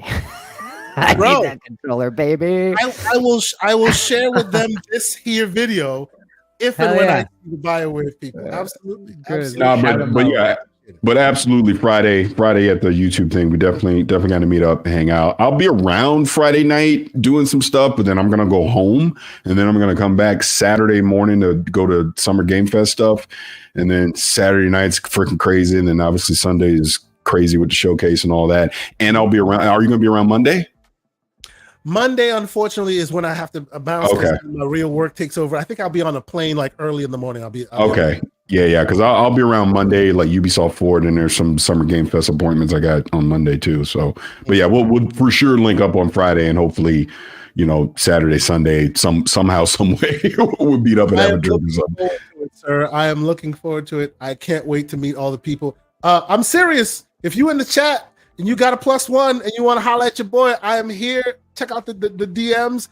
I'll pay you for it if you want me to. It's good. I want to be part of I want to be in the Summer Game Fest. Unfortunately, as the logistics on the ground, it may not work out, but hey, I'm there for it. So holla at me, let me know. And I will say one last thing as I leave to answer your other question. Yeah, I am playing Hellblade 2. No, I will not tell you anything about it. Damn it. Those impressions will be on May 21st at 1 a.m. Pacific. And I will say this, because I will just say a certain person shared with me the little tweet I put out yesterday. It was like, hey, I have some thoughts. That's all I said. That's not leading anywhere. And I know that made some people upset, but it's a tease. That's all. It's a tease. So people just mad that they didn't get them codes, man. A lot of codes floating around. Some of them are mad that they didn't get the codes. We look forward to hearing your thoughts on it, sir. I hear it is something for the books. I hear things too. Yeah, I hear a lot of things too. So it'll be interesting. And before I get myself in trouble, I am leaving. So good to talk to y'all, and we'll talk again soon. Appreciate you, sir. Thank you for being here. We appreciate you being here. The one, Parris Lilly. Thank you so much for being here. Deadly Headley with a £2 super chat saying, "Happy Saturday, gentlemen. Much love." Happy Saturday to you, sir. We appreciate you being here. We have your co-host on here, rolling with the punches, being as slanderous as you expect him to be. Gamzly, sir, thank you. I'm glad I beat Parris over the head. Hey, man, sometimes you got to do it. And salute to the I can't reach his head. 35 people. Oh, stop that. Salute to the 435 people in here that are continuing to rock with us. We're at the bottom of the episode, I would say, but I have one more really interesting story that I kind of want to talk to people about. Everborn Saga, sir, I didn't hear your take. Elswhere, Activision, coming at you live, all of a sudden, new studio. Does this move the needle for you? Or you are like, this makes up for Tango? Alleged AAA studios get open every day, B. Oh, there he goes. He dropped the beat. When they got an announcement, when they got a trailer. But I will say, I feel like they should have called this studio Cognito. Yes, sir. The Cognito studio. This is the Cognito studio. But yes, but let's also be clear. Like Activision does know how to ship a AAA game. They do. And so if this is just narrative driven, I have high hopes for it, and I don't. I think I think that they'll be well cared for to get this thing over the line. Also notice it is in Warsaw. They're located. Yes, they're going for that Witcher development energy. They're trying to steal as many Witcher developers as they can. Cyberpunk energy, it's cheaper to develop over there, but absolutely, yes.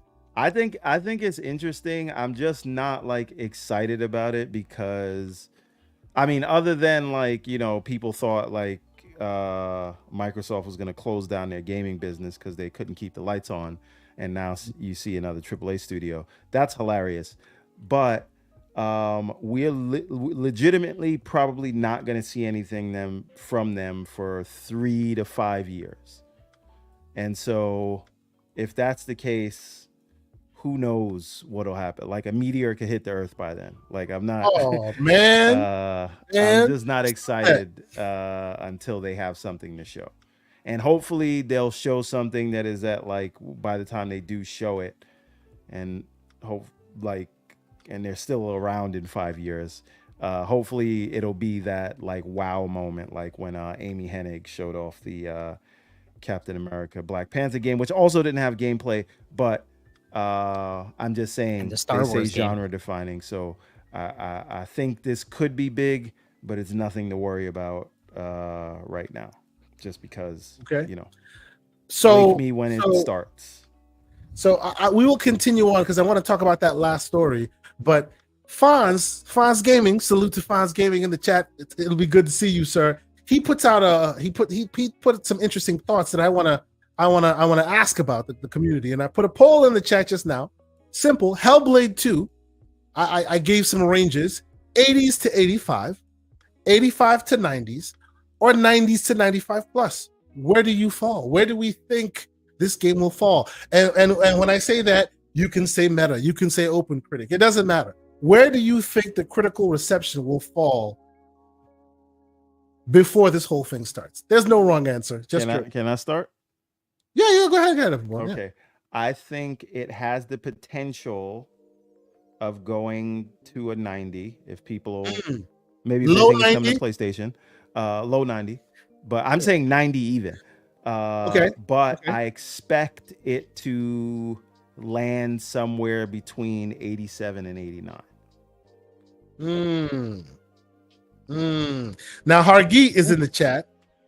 Hargeet, and shout out to you, good sir. I'm actually still reading his book. Hargeet, put that book in the chat, sir. Let people know you have some wares to peddle. I'm actually enjoying it. Says high 70s, low 80s. Yes, and the reason why I say this, that's going to be from people who didn't play the first game. Yes. No. Actually, it is because he played the first one, and I know this. He and I have had this conversation that I think he's thinking that because people have this, and you know this, Everborn. You played this recently. People have this thought that this is a 4-quadrant game that's like this power fantasy game that people will love. Graphically, it looks like it's next level, but as a subject matter, as a 4-quadrant game, if you will, a God of War like where you're a power fantasy all over the place, people are gonna be woefully misled if they think that that's what they're gonna get. And I think Hargeet said that in the first one. He didn't really. it's an intense experience, whether you like it or you don't like it. I think the consensus is it's an intense experience that's not like replay value, great. Oh my God, this is awesome. It's kind of scary and uncomfortable, as it should be. And that may not translate to big, huge numbers. Now, Everborn, Lucius Augustus wants 2 numbers from us. He wants the pre and post tax numbers. So pre-tax, I got tax numbers. I'm gonna go with. I think this is gonna be a hit. So I'll get the tax numbers will be 85. And the critical number will be 91 exactly on the dot. Ooh, he's being specific. All right, Everborn. I think I don't know if I want to be that specific. Hey man, put it out there. Let's go. Let's go, bud. I think I'm 5'3". So my specific pre-tax, I think the floor is an 87, 88. Okay, that's a great number. But post-tax, I think we're looking at like 82. Okay. But I usually use a 5-point standard deviation, so I guess 82 to 87 works. But see that 5-point deviation kind of ruins the things, because 5 point in either direction means a lot. Like it means a lot. But it is like that's how I go by. I've agreed with almost every Metacritic if I add or subtracted 5 points. But that moves mountains. That 5 points. But it shouldn't. Really does. It shouldn't though, because we're not dealing in ones and zeros, and we think anything that doesn't score at 90 is mid, which is not true. Which is not true. That's true. And then anything that scores a 90 and above is a perfect 10, which is also not true. So, you know, I think that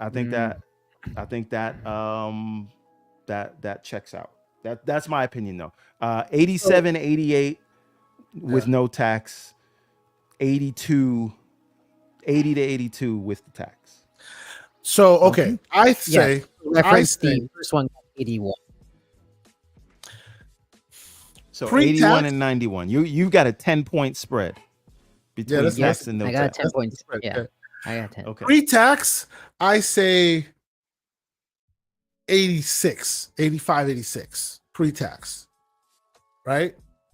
Post-tax, 87. No, actually, no. It would be lower. I'm going backwards. So I'd say 87 or so pre-tax. Post-tax 85, 84. So like the tax will drop it a little bit, but by and large, I think it's still in the upper echelons of 80.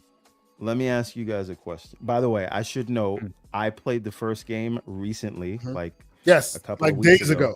I would, if I was rating that, I would give that an 8.0. Okay, so 80. I'm assuming or hoping that this will be better. Well, but you also only graphically better. But you also, Everborn, like content that challenges you. You like content that's not necessarily make me feel good, power fantasy. You like content that challenges you. By and large, you're a horror movie watcher. I like things that are different. That's right. Whereas this is being marketed as God of War for Xbox, but it's not being marketed as that. But it's not. All. And but in the minds of the people, that's a problem. And that's why I feel like it's gonna lose points because people. Yes, this is my did point. Not pay either. They didn't play the first one or didn't pay attention to it. They want it to be God of War. It is not that. They never pretended it was that. And when it is not the thing that they pretended it was. They will ding it for it. It would be. They will ding it for that. And I don't think that's fair. I think you have to judge the game for what it is. Yeah. Although a quick aside, and I'll let you speak, Gamzly, because the door has now opened to eventually it'll come to PlayStation, that might lessen the tax rate a little bit, right? Because they now know, hey, it could come to the home team soon, so then that might quell the storm a bit. If it wasn't that way, it'd be like, yo, this game says 7. Why? Because the controller sucks. You know. Wait a minute. Gamzly. So Fawn said something that's interesting. Can you highlight that comment? Let's see. He says maybe some of us don't like walking a lot and doing puzzles. Yeah. So I want to know, and I know he's being a little bit sarcastic, but truthful as well. But the thing is this: which he completes to say which Hellblade 2 has a lot of as well. I'm sure that it does. But because Hellblade 1 did. Like, some of us don't like strategy games, right? I'm not gonna go out and play Civ 2 expecting it to be a top-down action RPG and then saying, well, it's not a top-down action RPG, so I don't like it, right? You have to judge it for what it is. And if you're playing Hellblade 1, then you should know what Hellblade 2 is, in my opinion. But I haven't played it yet, so you can't really take anything I'm saying. I might just fully agree that there's just entirely too much walking in puzzles. But we'll see. I'm just making like a more general statement. So, okay, hold on. This has just happened. So it doesn't say the full name. So I will find you in the DMs and I will throw my flowers at you later. I'm literally here getting an email saying I have been invited to the Xbox Game Fest because somebody has added me as their +1. Mo, if you hear me, sir, thank you. Oh my God, that's amazing. You got chose. Nice. I got chosen, just like right now, That's amazing, bro. I don't know who did that, Mo. Probably somebody in our chat, sir.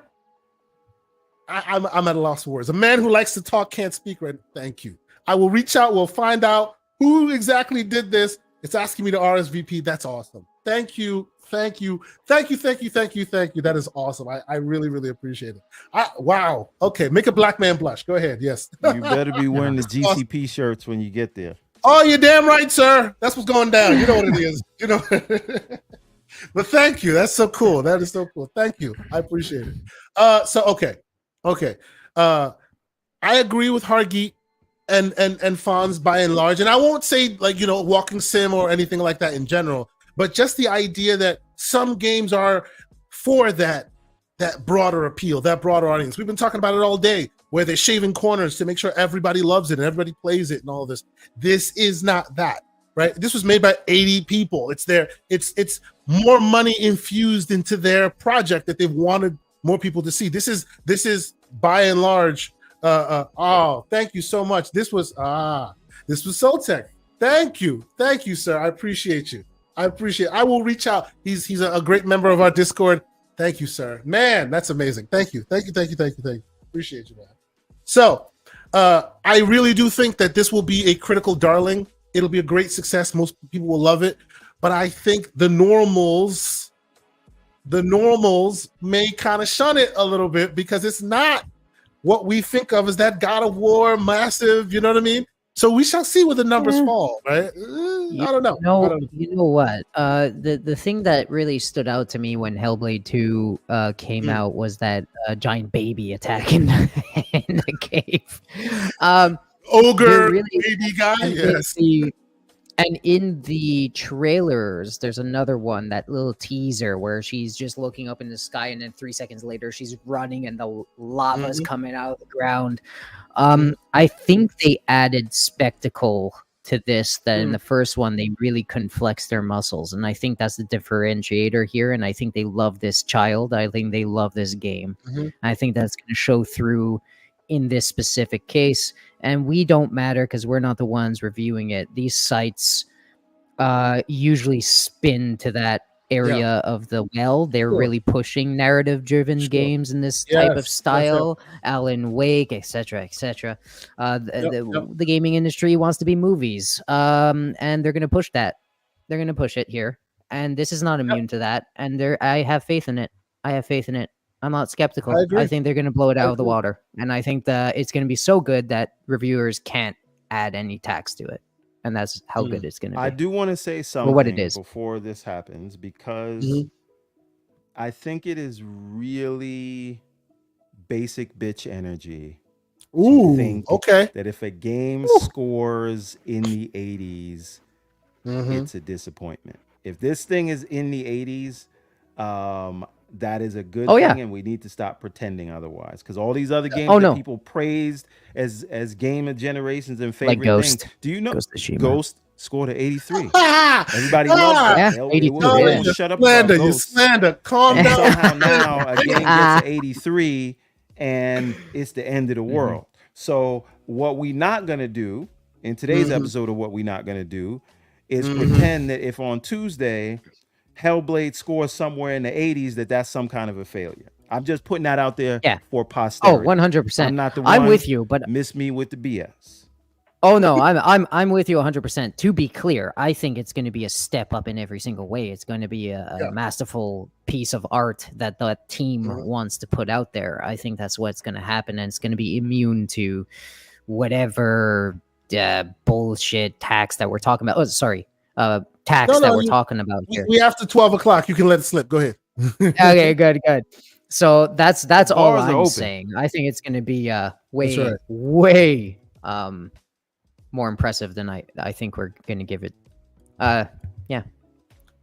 Graphically, I hear the graphic whores among us, aka me, are gonna lose their damn minds because it sets a standard. I hear. So I bet everybody with a Series that little X scene, that little scene of not that care scene about of her 30 just anymore. running. Yeah, exactly. That scene where she's running it, like I said, and the fire and the lava pops beside her and all that stuff. I mean, this game just looks so impressive in any way, and even me, that I don't like, even I, a person that doesn't really care much about these style of games, I'm like, oh man, okay, let's see how this goes. Let's see what this can do, and I think this is gonna push it, dude. It's gonna push it. So, last story of the day. Shout out to the man, Jez Corden, wrote this article, kind of scathing. I'll be honest with you, kind of scathing, right? And he put it out there. He's talking about Microsoft and their turn and becoming super valuable in the environment, and with Windows and Surface and Xbox, and now they're kind of turning into the big corporation as we know them to be, and it's ruining. TLDR, ruining their future enterprises. Even Windows Phone is brought into the mix. Like, it's a very, very, very interesting read, and it's got a lot of scathing points. I feel like Jez had this in the clip after he had it in the tank, just down. like no, but it was after he closed down Windows Phone. He was just waiting for his moment to get everybody on his side, and I'm like, you know what? Have you read this? I respect it. I read the Windows Phone section specifically. Yes. But he talks about what long-term vision is and needing quick profits and these other things. Now, what I think is interesting, and you can please expound on this, he is laying all of this at the feet of Satya, and now Amy wearing the Black Tim's hood. Don't tell Sycamore. Yeah, he's laying it all at their feet, saying, "Look, they had vision. It brought them to the promised land, and now all of a sudden that they're almost there. It looks like the money man or the money people have taken over control and are no longer listening to their subject matter experts," which I've kind of said in some kind of way. Do you agree with them? Because let's be clear, Satya brought them here, right? Before Satya, these guys were bit players. His way of working, his method, has gotten them to becoming even wealthier than say Apple, who has ruled the roost for a long time. So it looks like it got them there, but now it's not keeping them there. Now they're becoming, for lack of a better word, money hungry. What do you think? I think it's too soon to say that, right? And I know exactly where Jez is coming from. And again, Nadella deserves all the smoke for Windows Phone. And then had the nerves to look us in the face and said he wished he didn't do it. What?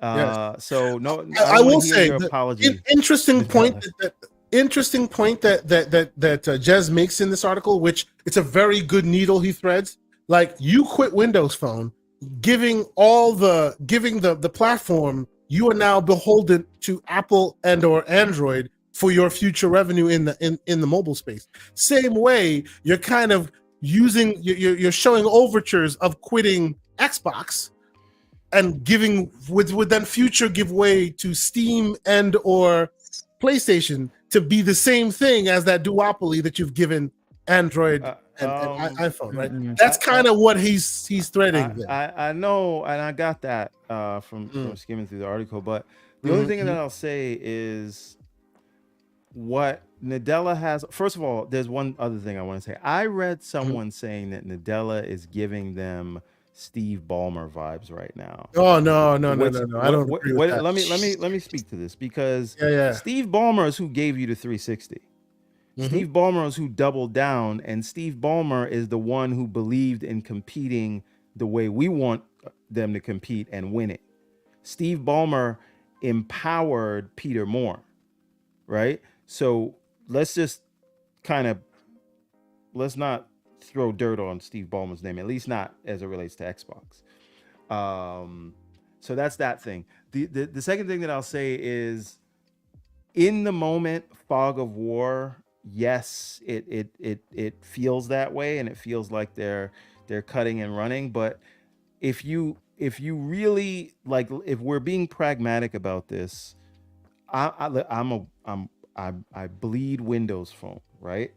I owe my career to the Windows Phone. It's how I taught myself how to code, was developing games for the Windows Phone, right? So no one can mistake me as someone who doesn't care about the Windows Phone. That being said, and while I agree they should not have closed the Windows Phone, they should have stuck it out.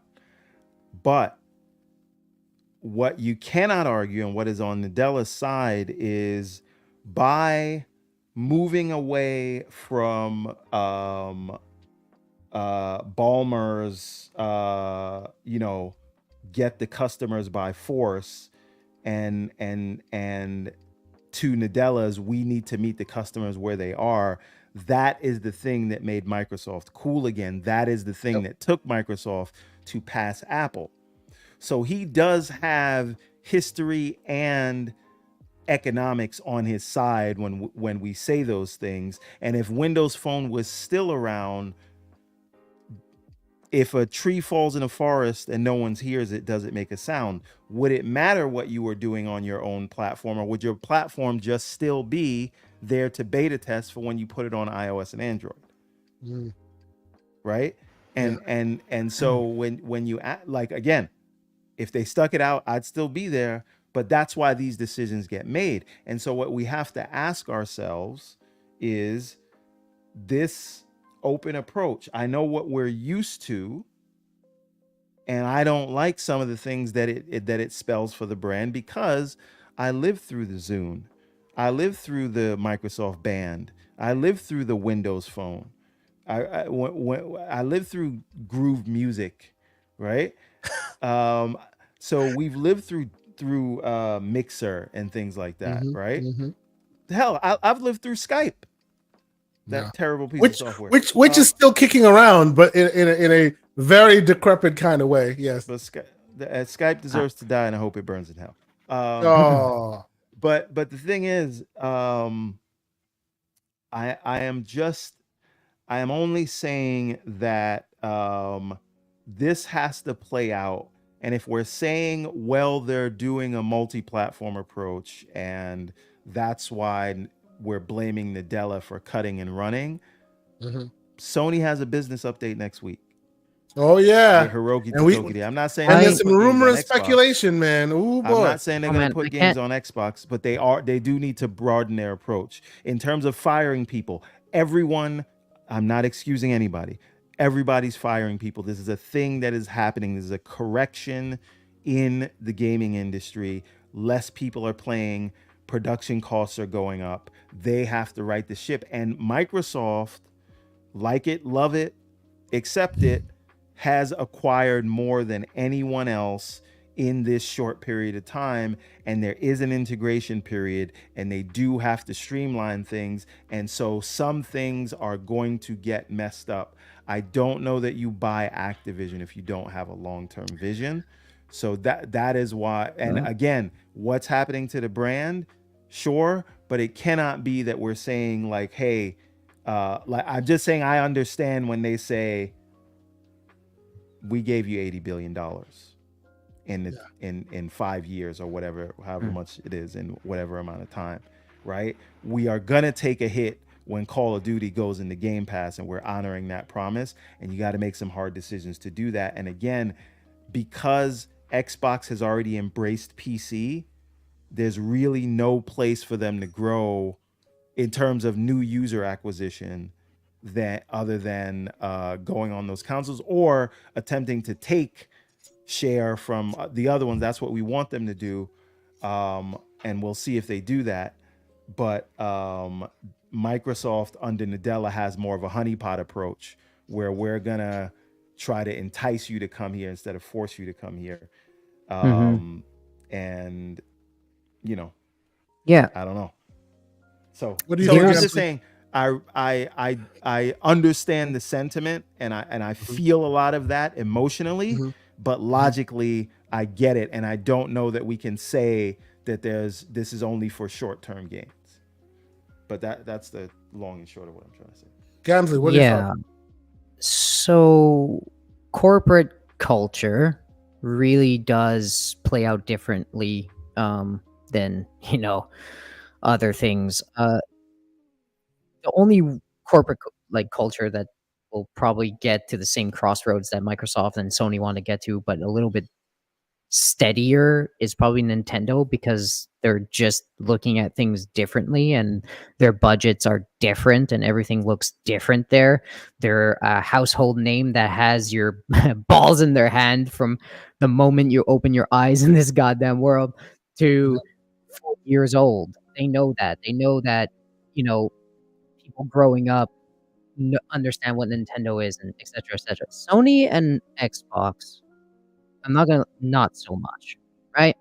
And we see it in the numbers. We've been seeing it for, I don't know, 10 years now, and so do they, as well as economic destruction, right? So these corporate companies, they seeing that economic, you know, destruction, and they see a pendulum swinging in gaming that has swung and chopped up every other industry, including music and TV, the same goddamn way. We are the same consumers. Just saying. Yeah.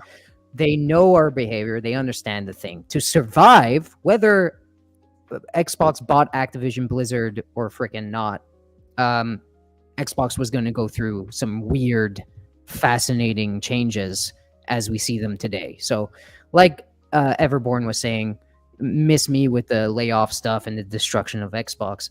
If anything, they saw that they needed to be relevant and they just aren't at the moment, or weren't. And to do that and to gain time and momentum, they needed something big. They got Activision Blizzard. That is large and big. They have mobile now from the balls. They got IP that are very well known at this moment. They don't care about logo box wars, just like 90% of us, right? They don't care about that. They care about, like Everborn said, enticing consumers to come to them wherever they are, and they don't care how you do it. So for all of you that are looking for logo wars and stuff like that, I feel sorry for you, but let's be honest, you're playing Xbox games.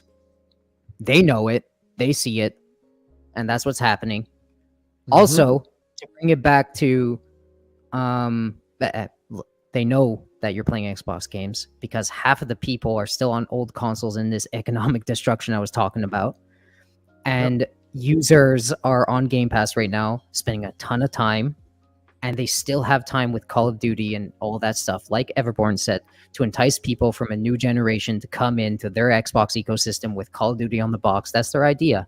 They're going to feel it out for 2 years, and then God knows. But I'm telling you right now, you're good for those. You're good for the future, so don't worry about that. You're going to get games. The Zune thing, I'm actually curious because I never really actually spoke to people that have a Windows phone. Jez points it out a lot, and he uses it as like history and like, you know, oh, this is, you know, history repeating itself. Zune never had a foothold, like never. The phones didn't have a foothold. It was a better device than the Apple variant, but it talk about better device all you have. But what I'm trying to say is that they never had a foothold. They had anti-competitive people kicking their ass. YouTube and you know, Android over here, you know, Google with their tactics of leaving YouTube off the phone and doing all that crap. They were Oh, really I remember. anti-competitive against this We phone, had to right? get They were- people to make they- bootleg versions of YouTube and things like that. Yep. Exactly. So Yep. what I'm trying Oh, to yeah. say though, right, is to that point, they were stacked up against, like, they were just getting their shit kicked out of it. It's not the same environment though. It's Yeah, not the yeah, same true. environment. The regulators are trying to open things up more. This is a strike Microsoft wants. And to be honest, all those doom and gloomers out there saying, well, this is going to be the Windows Phone. Windows Phone never had 60 million people that constantly feed them money all the time. They never did. True. It's like saying that they did have that in Windows Phone and said, yoinks, we have a triopoly, whatever the hell, but we're going to And go we're gonna back. give it up. No, they Fuck never it. got the chance to get. No, It's like, you know what it's what? like saying? No. You know what it's like no. saying? It's like saying they had iMessage, Google Maps, and YouTube, and then they left. Right? Yeah, exactly. But that's what I mean. It's like they had a foothold. It's like if they were freaking Google and just decided, yeah, Apple's too strong, fuck it. And it's just like, what? Mhm. No, not at all. They have a store. They have 25 active million users on their freaking Xbox Series S consoles alone, somewhere floating around constantly, playing games. They have 30 million on Xbox Ones, somewhere around that. I'm throwing out numbers, but it's something around half the console life people playing still. Mhm. It doesn't make It's not the same. any sense It's not the same Apple at all. And Yeah. if Satya, which is the smart person, is saying, yo, looking back at the Windows Phone and all the examples Jez put out there, and said, yeah, we wish the phone was still here. Yeah, that's him remembering history. And like, why would we pull Xbox away out of thin air, kill them, smite them down when we just spent $75 billion in getting YouTube, let's say? Yep. You think if No, I you don't- think Microsoft would be like, you know what, we're gonna buy, I don't know, Google and get YouTube and Maps and all that, and then say fuck it and submit to Apple. Like, that's what that's saying, and it's not gonna happen, guys. So you can calm the fuck down and just play games on Game Pass, Yes. and or Let me your PlayStation, bud. Go play it on PlayStation. I don't give a shit. Let me ask you a I just want question. games. Mhm. Before they were acquired by Microsoft, what position did Activision Blizzard hold in the market? Activision Blizzard King, as a publisher. What percentage? Yeah, what not like what were they the biggest? Were they the second biggest? They were like sixth or something, Okay, so now imagine if Activision, or fifth. you add everything that Bethesda has to that. Doom, Fallout, Elder Scrolls, Starfield. Mhm. And then you add Right. Halo, Gears, Forza, Starfield, and Minecraft. Yep. Mhm. They are now, Mhm. barring Tencent, the biggest, baddest publisher around with the Of most them all, yes. relevant yes. IPs. And we Yes. are talking about them as though Stepping out. they're a fly-by-night company that just might not See, be here. this is why what you're describing there, Everborn, is why every time they're going the way of Sega. I'm like, do you remember what happened? Dude, to Sega? Sega was on their knees. I What are love you that. talking about? Yo, hold the fort down for a freaking second. All these comparisons. That's why I'm getting angry. Like, for instance, the Windows Phone and Jez talking about this specific stuff he's comparing, and then people talking about Sega in the same way. It's like, guys, okay, Sega. It's like saying if Sega had Bethesda and freaking bought Activision Blizzard that could literally turn a profit for them, and then saying bounce and go third party. It's incredibly it's not what happened to Sega. Sega got suffocated by themselves That's right. and the people They around needed the them. help. And that's not and they were a company that's not even, that dwarfs, like, is so small comparatively to the company that we're talking about, that they couldn't eat they couldn't eat things, right? They just had to go. And that's not what's happening here. The only thing that's happening here is them showing up and saying, okay, how's the profit? Not good? Okay, put I don't know, you better be better next time. That's what's happening here. Or cutting I mean, people's to- heads to- off, which to- happens to- everywhere. But that's all. But anyways, to yes, to go that ahead. end, right? And we could move on or whatever, but like, Yes. Double Fine, Ninja Theory, Playground, Obsidian, Compulsion, all these guys in exile. I think I said in exile, but they were purchased in 2018, and we're just getting their games, starting to get their games with Hellblade this week, right? And I know Psychonauts came out, but that was something that was already in development. It was a different conversation. But in terms of games that were greenlit under Xbox, these things take time to integrate. Bethesda is not fully integrated yet. They said the hard work starts after the acquisition closes, and that's true. So is it possible? And again, obviously, I feel like I shouldn't have to say this, but obviously, we care that, people lost their jobs or whatever.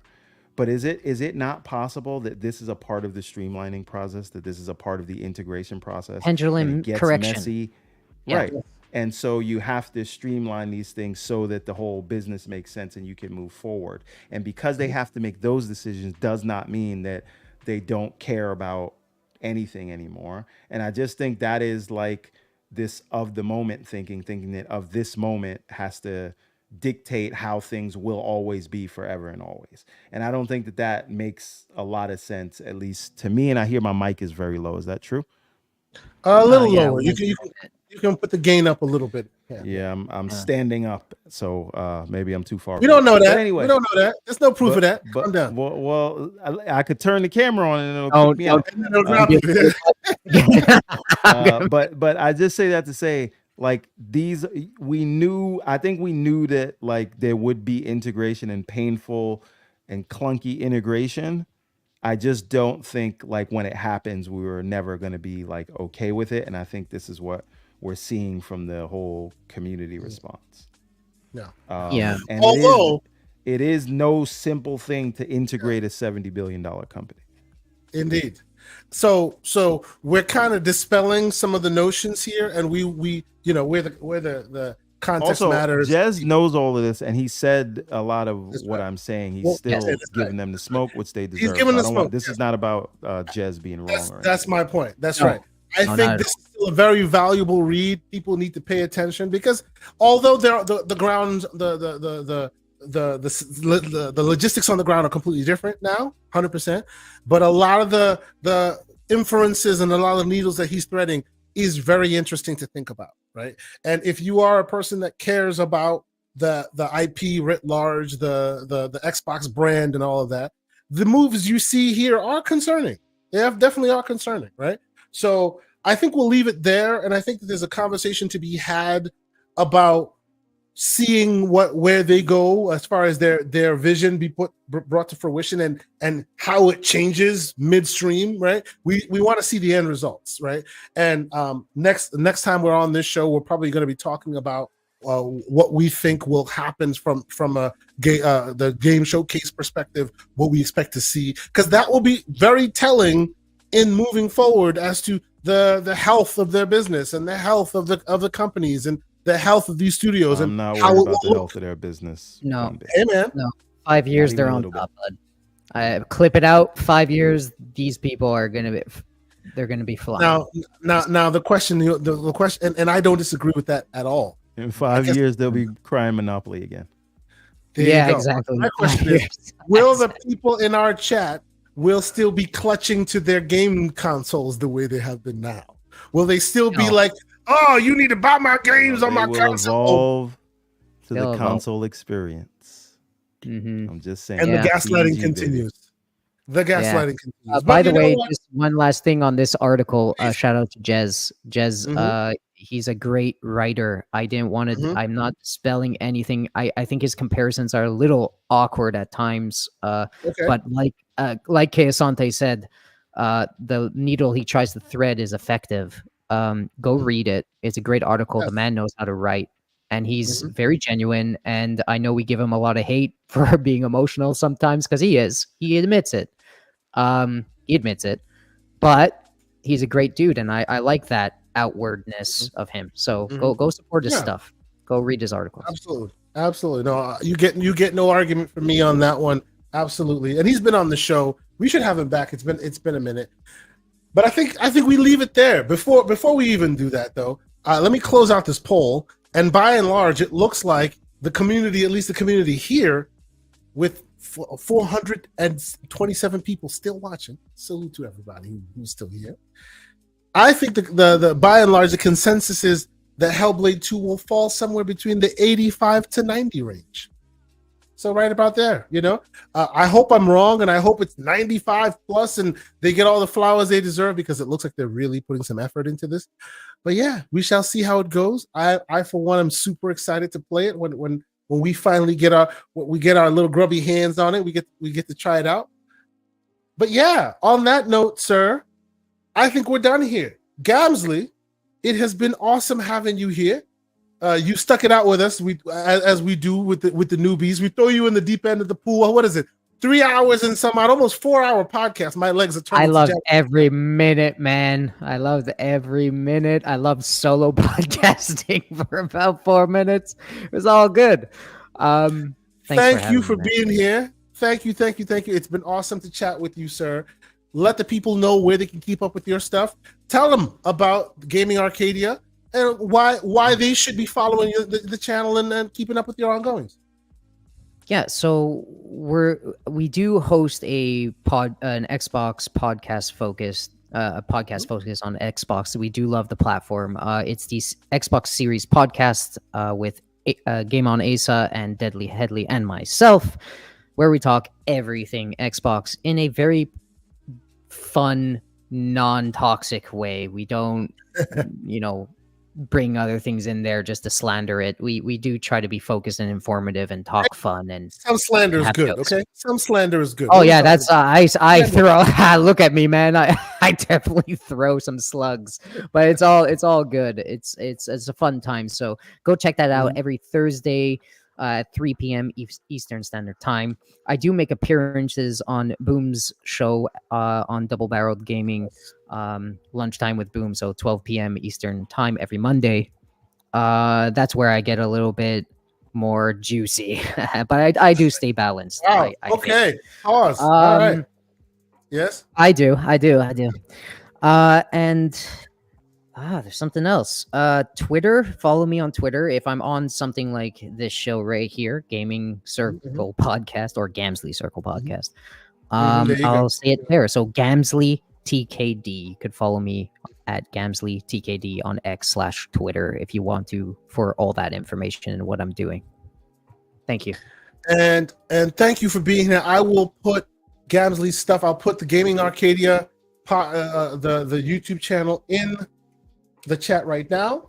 I will also post once this show posts and I get the timestamps in. I'll make sure I make reference to those as well. So if you happen to catch this later, please go ahead and check them out. Make sure you hit that follow button. Make sure you subscribe to their stuff, because it is important that we show support to our community and our content creators who spend all this time and effort and energy giving you this great, amazing entertainment.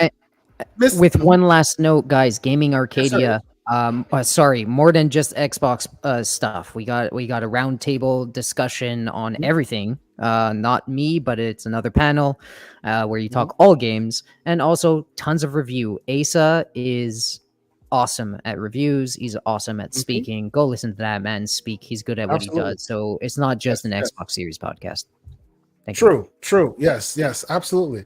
I really appreciate that he has put together a pretty good channel with lots of different opinions and different views and different kind of content in the gaming space in general. He's my brother in VR arms, so you'll never hear a bad word from me on Asa. And I miss Game On Daily. I'll put that out there. Maybe it's time to get. You don't have to mention that. Yeah. I miss them, man. Dance on the grave. My dose of slander for the weekend, man. I love that show. Anyway, Mr. Everborn Saga, sir, I know you. At the beginning of the show, you were talking about putting the finishing touches to the Kickstarter. Are we going to hear some more news and or stuff about that soon? Or how about game? I'm trying to get like the sign up page going. This doesn't mean you're supporting it. It means you're watching it for when we go live. I don't have a go live date. It's the equivalent of a watch list, wish list. Yes. I am. I'm trying to line up a bunch of shows that I can do on. So for 30 days straight, I'm going to try to do a podcast every day to kind of let the community know about what we're trying to do. And so when I get that lined up, then we'll figure out when we're going to go live.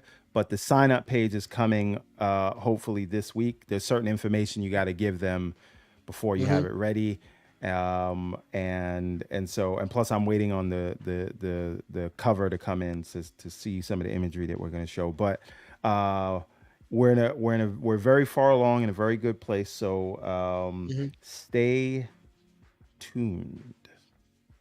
Excellent. Now, before we go, I will also say, and this is a cheap plug for something new and interesting. I think I'm going to start putting maybe a little bit of energy into, because there's not enough time in the day, and I'm always adding more crap to my plate. But how about you join the Steam group? Yes, that's right. I said it. The Steam group. I just started that like a week ago, which is the GCP and the GPG group, which is the Gaming Circle podcast and the Gamers Playground. Invite me? What the hell? Oh, I've been doing this on my own. I know nothing about this. He only invites people that like Ghost of Tsushima. That's all. No one's invited. You have to like Ghost of Tsushima, and you have to not fall asleep on Horizon Forbidden Sleep, and you got a PC game at your desk. These are the requirements to get in the group, people. One of our community members found it and wanted to be a follower, and they are following it now. But you can jump in there, and of course, obviously, Everborn, we're gonna get you in there. My aim with this is we talk so much indie stuff. We talk about all the cool, interesting indie games we want to be a part of, right? And this way, you can get a nice curated list of what we would love to play, right? So as you can tell, I've done some light reviews. I wanted to, when I presented this, I wanted to have some meat on the bones before I let people jump in. I didn't want to. I want to get in so I can give my Ghost of Tsushima review. Absolutely, bro. I will make you guys all. I'll make you mods and all of this. Good. Jump in there. He says, jump in there. If you're looking for it's the GCP and GPG group, and they'll have a created list. Jump in. If you're new to the PC, what is it? The console gaming experience or whatever crap he says. See, you don't even say it right. Say the name right. It is console PC. Experience PC. Gamer. The PC group. Console, that doesn't flow at all, right? At all. CGG. At all. Chegg. At all. At all. Keg, I guess. Yeah, whatever. Keg. If you're new to Keg, it's like the PlayStation pisser. If you're new to the pisser, no, I'm stopping. I'm gonna stop. Sounds like a college party. That's right. If you're new to the Steam Waters, unlike PC gaming. Well, PC desk gaming, I should say. Mouse and keyboard. If you're new and you need like a nice list of cool indies that you think might be interesting, we've talked about many of these on our show. We're gonna start putting them in here. You see your Zao in there. You see your Cookie Cutter in there. All these games that we've talked about on this show. I'll start putting together this list. So if you ever want to know, hey, what games do the GCP guys play and swear by, indie and otherwise, we'll start building that list here. So come check it out. Appreciate y'all. Thank you guys so much for being here. You can catch me, much like Gamzly said, on Double Barrel Gaming's channel on Wednesday. I will be there with Boomstick and friends talking more games and stuff. But yeah, I think we're almost done with almost. I think we're done with this thing. Go check out some more gaming fare. Let folks know we sent you. We appreciate y'all for being here. My legs are turned to jelly, so I'm done. And I will say, have a good day. Until next week. Peace. Thanks for being on it.